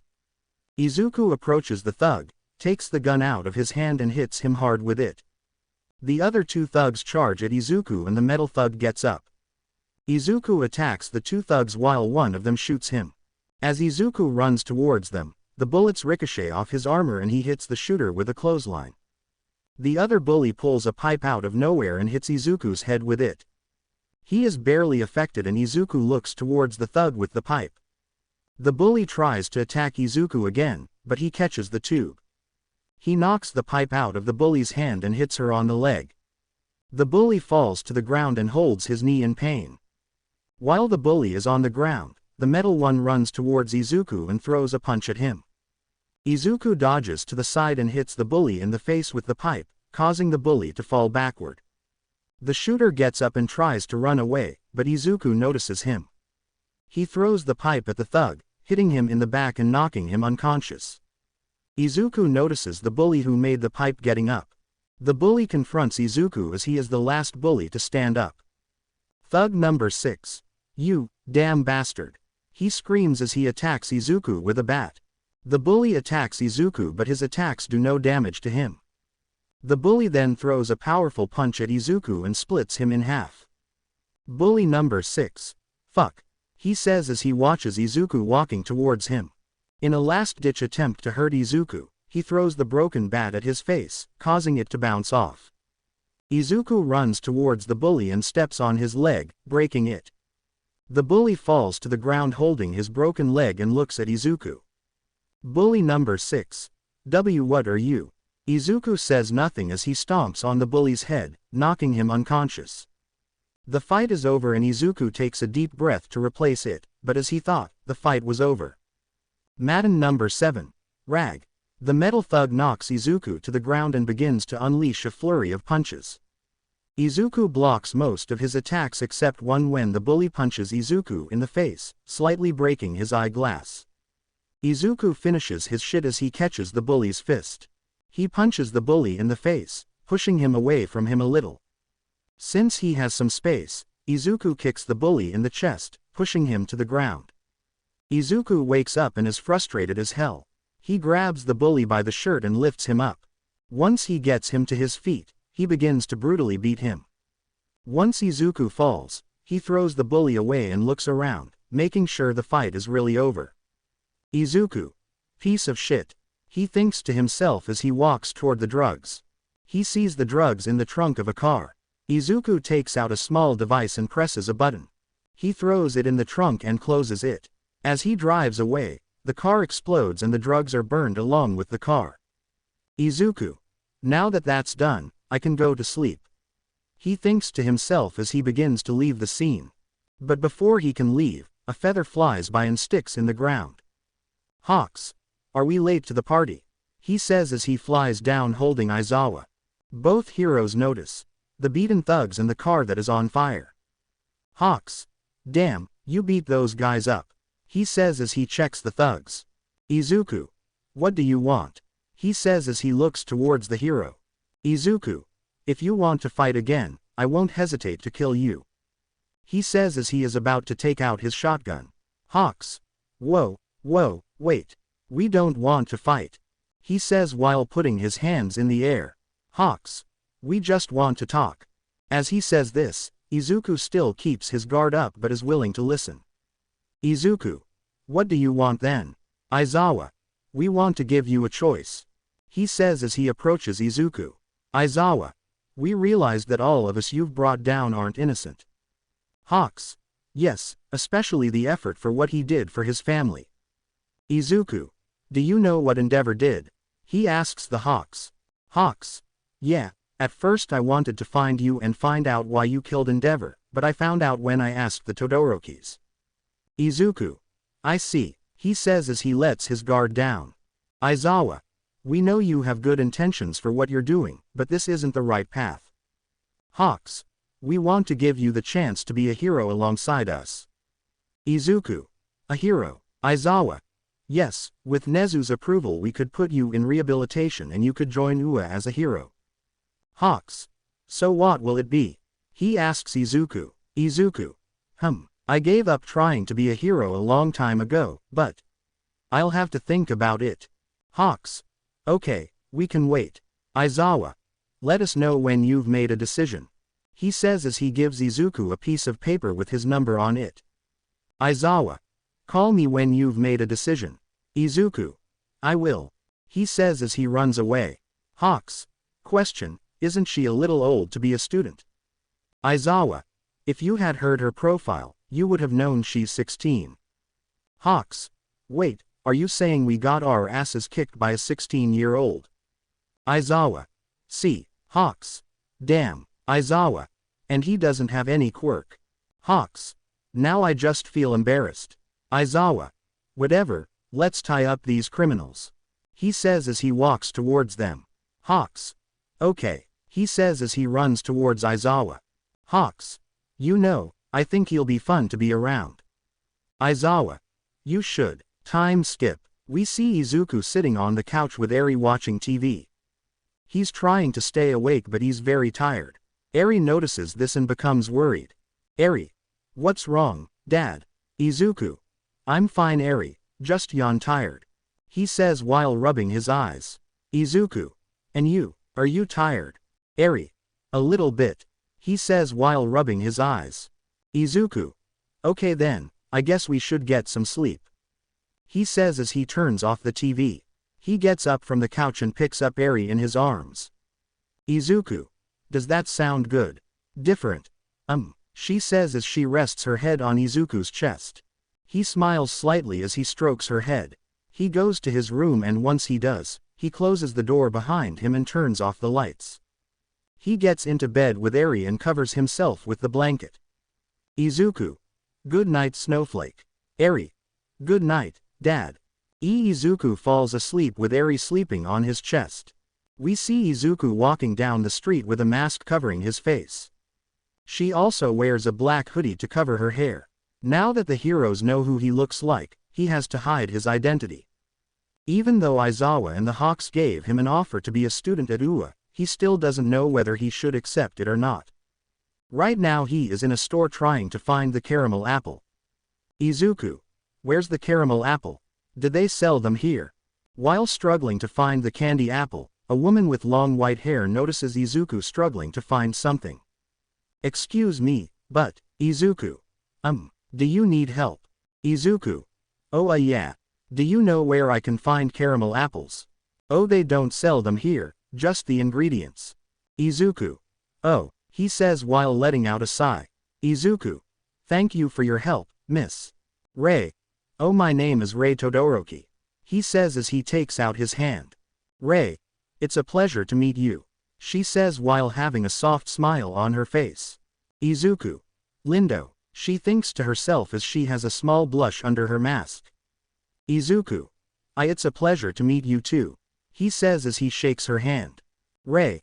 His hands are huge. She thinks to herself as her hand covers her entire hand.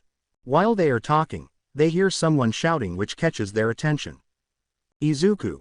What is that? Rei. I don't know, but they sound angry. He says as he walks towards the noise. Izuku. Wait. He says as he follows her. It doesn't take long for them to reach the front of the store, as it is quite small. They see someone pointing a gun at the cashier. Thief. I said give me your money. He said as he shot into the sky. The sound scares everyone except Izuku, as he isn't afraid of any bully. Izuku. If I don't stop him, someone might get hurt. He thinks to himself as he walks towards him. Rei. What are you doing? She whispers to Izuku as she grabs his hand. Izuku. I have to stop him. Rei. But you'll hurt yourself. Izuku. I'll be fine. He says as he takes her hand. Izuku. I've dealt with worse. He says as he lets go of her hand and walks away, leaving Rei worried but also with a small blush on her face. Rei. What was that? She thinks to herself as she looks at Izuku. Izuku slowly walks towards the thief. The thief gets distracted at the ATM and notices Izuku sneaking up on him. But they find out when someone bumps into a can rack with a loud noise, causing the thief to turn around and see Izuku. Izuku. Shit, thief. Stop right there. He says while pointing his gun at Izuku. Izuku. Okay, calm down. He says while raising his hands. Thief. Did you think you could sneak up on me? Izuku. Well, it was working. Thief. Shut up, he says as he shoots next to Izuku's foot. But Izuku is unfazed because he is built differently. Thief. What's up with the mask and hoodie? Izuku. You don't need to know. Thief. Well, if you don't want to get shot, I suggest you take it off. Izuku. No. Thief. I'll shoot you, do it. Izuku. No. The thief gets frustrated but comes up with an idea. Thief. Do it or I'll shoot someone here, staring at her. He says while pointing at Rei. Izuku. Good, she says as she stands in front of the gun. As the gun is pointed at Izuku, he begins to remove his hood showing his messy green hair. Rei. Wait, I recognize that hair from somewhere, but where? Izuku places his hands over his mask and removes it, revealing his face. Everyone recognizes who it is and the thief too. Thief. Wait a minute, you're the guy who killed Endeavor. Izuku. And I won't hesitate to do the same to you. He says as he starts walking towards the thief. Thief. Get away. He says as he starts to walk away from Izuku. He hits the checkout counter and his hand starts shaking because he's scared. The robber is about to shoot Izuku until the cashier behind the robber puts him in a headlock, giving Izuku the opportunity to knock the gun out of the robber's hand. The cashier pushes the robber forward and Izuku's gun hits him, making him fall backward. Izuku breaks the gun and looks at the thief to see that he is unconscious. Izuku. Thank you, he tells the cashier. Cashier. And no problem. He says while giving Izuku a thumbs up with a nervous smile. Izuku. Has anyone called the police? Random citizen. They're on their way. Izuku. Okay, does anyone have something to tie him up with? Random citizen number 3, I will. He says as he approaches Izuku and gives him the rope. Izuku. Why do you have a rope with you? Random citizen number 3. I was going to go to the mountains today, and it was there. He says while pointing to the shelf from which ropes hang. Izuku. What kind of store is this? He says while looking at the cashier. The cashier just shrugs because he doesn't know either. Izuku. Whatever, he says as he ties up the thief. Izuku. Okay, I'll take my leave now. He says as he puts his hood over his head and starts to walk away. King. Wait, she tells Izuku but he already left the store. Rei. I have to get to him quickly. He says as he is about to leave the store. Cashier. Wait, you have to. Before I could say anything, she was already gone. Cashier. And she left. Whatever. He says while waiting for the police to arrive. Meanwhile, we see Izuku walking down the street, on the sidewalk, thinking to himself. Izuku. Rei-him, Endeavor's wife, I'm glad I saved your family from a terrible man. He thinks to himself and a small smile grows on his face. As he walks, he hears someone running towards him and turns around to see Rei running towards him. King. Wait, she screams as she runs towards Izuku. Izuku. How come you haven't tripped on those high heels yet? He thought to himself as he watched her inches away from him. And just at the right moment. King. Wow, she stumbles. Izuku. I spoke too soon. He thinks to himself as he catches her. She falls into his arms and has her eyes closed as she waits to fall to the ground. She realizes that she hasn't fallen to the ground, so she opens her eyes and sees Izuku looking at her. Izuku. Are you okay? He asks her as she stares at him. Rei. You She is distracted because she can feel his muscles through his jacket. She snaps out of her normal state, stands up, and lets go of Izuku. Rei. Why yes I'm fine, thanks for saving me, she says while having a blush on her face. Izuku. De nada, he says as he is about to walk away again. King. Wait, she says as she grabs his hand. Izuku. Rei. Why you are the killer of Doom, correct? Izuku. Yes. He says he thinks she's angry with him for killing her husband. Izuku. If this is about your husband, before he could finish, she hugged him. Rei. Thank you very much, she says as she snuggles her head against his chest. Izuku is surprised that she thanks him, he didn't expect her to be so grateful. He hugged her back as he placed his hand on her head and ran his fingers through her hair. Izuku. De nada, he said while caressing her. Rei blushed as she felt his large, soft hand run through her hair. I've never felt anything so comforting before. He closed his eyes and smiled softly as he enjoyed the moment. Izuku realized he had held her for too long and let her go. Izuku. I'm sorry, he says as he lets her go. King. Oh, okay. She says while blushing. Izuku. I'm leaving right now. He says as he starts to leave. Izuku. Shit, I forgot the caramel apples, what am I going to tell Eri? He said he could imagine the worst possible outcome, her crying. Izuku. I failed as a father, he thought to himself as he looked at the ground. Rei noticed he was upset about something, so being the sweet person she is. King. Are you okay?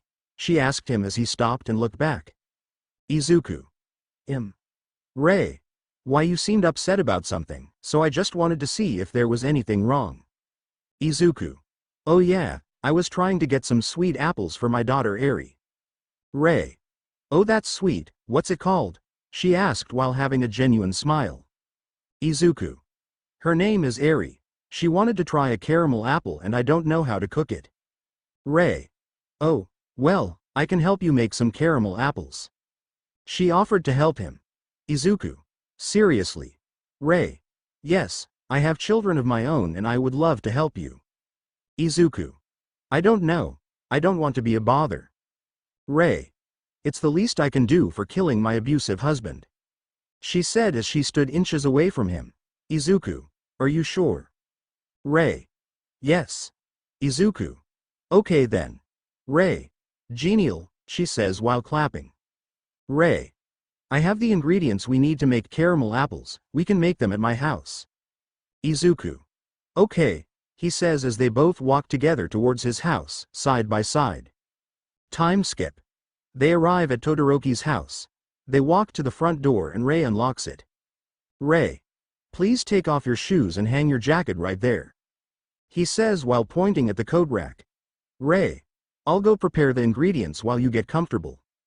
He says as he heads out to the kitchen. Izuku. Okay. He says as he takes off his jacket and hangs it up.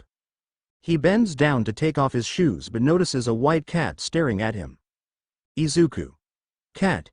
Izuku continues taking off his shoes as the cat continues to stare at Izuku. Once he finishes, he puts his shoes against the wall and sees that the cat is still looking at him. He comes closer and crouches down. Izuku tries to pet him but he moves his head away. Izuku. I won't hurt you, he whispers to the cat as he tries to let it go again. The cat hesitates at first, but lets Izuku pet him. As Izuku runs his hand over its soft fur, he can feel it purr against his hand and he likes it. He picks up the cat and continues petting it as he heads into the kitchen. He sees Rei wearing an apron and is ready to make some caramel apples. Rei. It's okay, I have everything, she says to herself as she watches Izuku walk into the kitchen with his cat. Rei. Oh, I see you found the snow globe, he says while petting Snowball. The cat purrs as it rubs its head against her hand. Rei. I think he likes you, she says while smiling at Izuku. Izuku. I like it too, he says as he puts the snowball on the ground. Rei. Alright, are you ready to make some caramel apples? He says as he gives her an apron. Izuku. Yes, he says as he puts it on. Rei. Okay, let's begin, she says as she and Izuku start making caramel apples. Time skip. They've finally finished making the caramel apples and they look delicious. Damn, they look good, Rei. Wow, they look amazing. Izuku. They do. He says it's a disaster. Rei. How did you get so messed up? Izuku. I don't know, she says as she takes off her apron. As she does so, Rei realizes that her black t-shirt is a mess. King.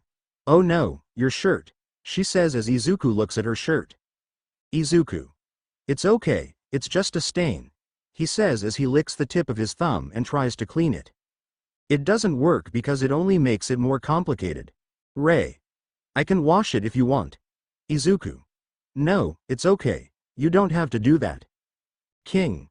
Please, I insist, she says while looking Izuku in the eyes. Izuku. It's okay, he says with a small blush on his face. Ray. Great. Let me save these caramel apples first. He says as he goes to wrap the caramel apples. As SHS does so, Izuku begins to take off his shirt while her back is turned to him. Ray. Okay, I'm done. He says as he wraps the caramel apples. Ray. Now can you give me your shirt so I can? She says as she turns around to see Izuku's muscular body, which is also covered in scars. Ray. Wow. She doesn't know what to say. On one hand she's worried about Izuku because she can see every scar on his body. But on the other hand, she blushes as she stares at his abs. Izuku. Are you okay? He says as he walks towards her, causing her face to blush slightly. Izuku. Your face looks red, he says while resting the back of his hand on his forehead. She is extremely nervous as her face is brighter than Rodolfo's nose. Ray. I'm fine, he says while covering his face. Ray. See, could you give me your shirt? He says as he extends his hand while still covering his face with his other hand. Izuku places his shirt in her hand as she takes it and runs out of the kitchen completely blushing. Izuku. What was that? He says while looking at the snowball. The cat simply licks its paw while meowing. Izuku. Meanwhile, we see Ray putting her shirt in the washing machine along with her apron. While they wash, Ray leans against the wall and covers her face with her hands. Ray. I almost fainted. She thinks to herself as she rejoices intensely. Ray. Why is he so handsome? She thinks to herself as she slides to the floor and sits down. She slides her hand over her mouth, covering it as her blush begins to subside. Ray. He has many scars. What happened to him? She thinks to herself as she worries about Izuku's condition. His thoughts are interrupted when he hears the washing machine stop. She gets up, takes the clothes and puts them in the dryer. Ray. I should see how he is. She says this to herself as she goes to see Izuku. Ray. I just realized I never asked her name. As he walks into the living room, he sees Izuku sitting on the couch staring at the floor. Ray. Why, your shirt will be finished soon, he says as he sits a few feet away from Izuku. Izuku. Okay, thanks, he says while continuing to look at the ground. There's an awkward silence in the air as Ray tries to find something to say. Ray. I realized I never knew your name, he says while rubbing the back of his neck. Izuku. I'm Izuku. Ray. Oh, okay. She has her hands on her knees as she continues to think of something to say to break the silence. Ray. Have you ever cooked before? Izuku. I did it once with my girlfriend. Ray. Ah, Izuku. But, we don't talk anymore, he says as he starts to look annoyed. Ray. Oh, I'm so sorry, I didn't know. Izuku. It's okay, he just didn't like how I killed Endeavor. Ray. Did she know? Izuku. Yes, but, how can I blame her? He says as he raises his head high. Izuku. I'm a monster. Ray. What? No, you're not, she says as she approaches him. Ray. You're a good person, she says as she grabs his hands. Ray. Just because you killed a bad man doesn't make you a monster. Izuku. But, I've killed people, Ray. With good intentions, she says as she rests her hand on his shoulder while still holding his hand with the other. Ray. You are a good person who has done bad things to achieve a better future for everyone, she says while holding Izuku's cheek that rests on her shoulder and looks at him. Ray. So you're not a monster, you're my hero, he says as he slowly kisses Izuku on the lips. Izuku's eyes widened as he felt her soft lips pressing against his. She broke the kiss and looked into Izuku's eyes to see his surprised expression. She realizes what she did and walks away from him. Ray. I'm sorry, she says as she walks away from Izuku. Izuku. Oh okay, you just took me by surprise, she says while blushing. He approaches her to assure her that everything is okay. Izuku. It's okay, just. I didn't expect it, he says while lifting her chin. Izuku. I didn't know you liked him either, he said as he kissed her back. Her eyes widen in shock as he kisses her back. She slowly began to kiss him back as she moved her hand to his cheek and held it. She closed her eyes as she could feel Izuku's warm body against her. He leans forward, laying Rei on her back with her head resting on a pillow. He breaks the kiss as his finger moves the strand of her hair out of the way. She holds her hand resting on her cheek and has a soft smile. "Rei, your hands are soft," she says while rubbing his hand with her thumb. "Izuku, your lips are softer." His words make her blush as she covers her face with her hand. Izuku smiles slightly as he removes his hand from her face. Izuku kisses her again, only this time he slides his tongue over her lips. Her eyes widened as she could feel his tongue swirling in her mouth. She kisses him back as Izuku holds her hands against the couch, pinning her to the couch. He broke the kiss and a trail of saliva joined each of their mouths. Rei breathed heavily as she looked at Izuku, who was holding her. He approached her ear and nibbled on it, making Rei shudder a little. Then he moved towards her neck. He licked her neck and at the same time nibbled on it a little. She bit her lower lip as she tried to keep from moaning. Before leaving her neck he kissed her collarbone, making her let out a soft moan. "Rei, ah." Izuku left his neck full of saliva as he looked at her. "Izuku, did you like that?" "Rei, why yes," she says as Izuku kisses her cheek. "Izuku, well," he says as he lets go of her hands. She's a little disappointed that he stopped. Well, that's what she thought. "Izuku, do you want to continue?" he says as he gets up from the couch and offers her his hand. Rei nods slowly as she takes his hand. He lifts her up and grabs her butt. She jumps slightly when Izuku picks her up and kisses her on the lips. She kisses him back as she wraps her arms and legs around him. He takes her to his room as they continue kissing. He opens the door and enters the room, closing the door behind him with his foot. To be continued. I hope you guys enjoyed this video and make sure to like and subscribe to the channel. Now we will see you in the next video.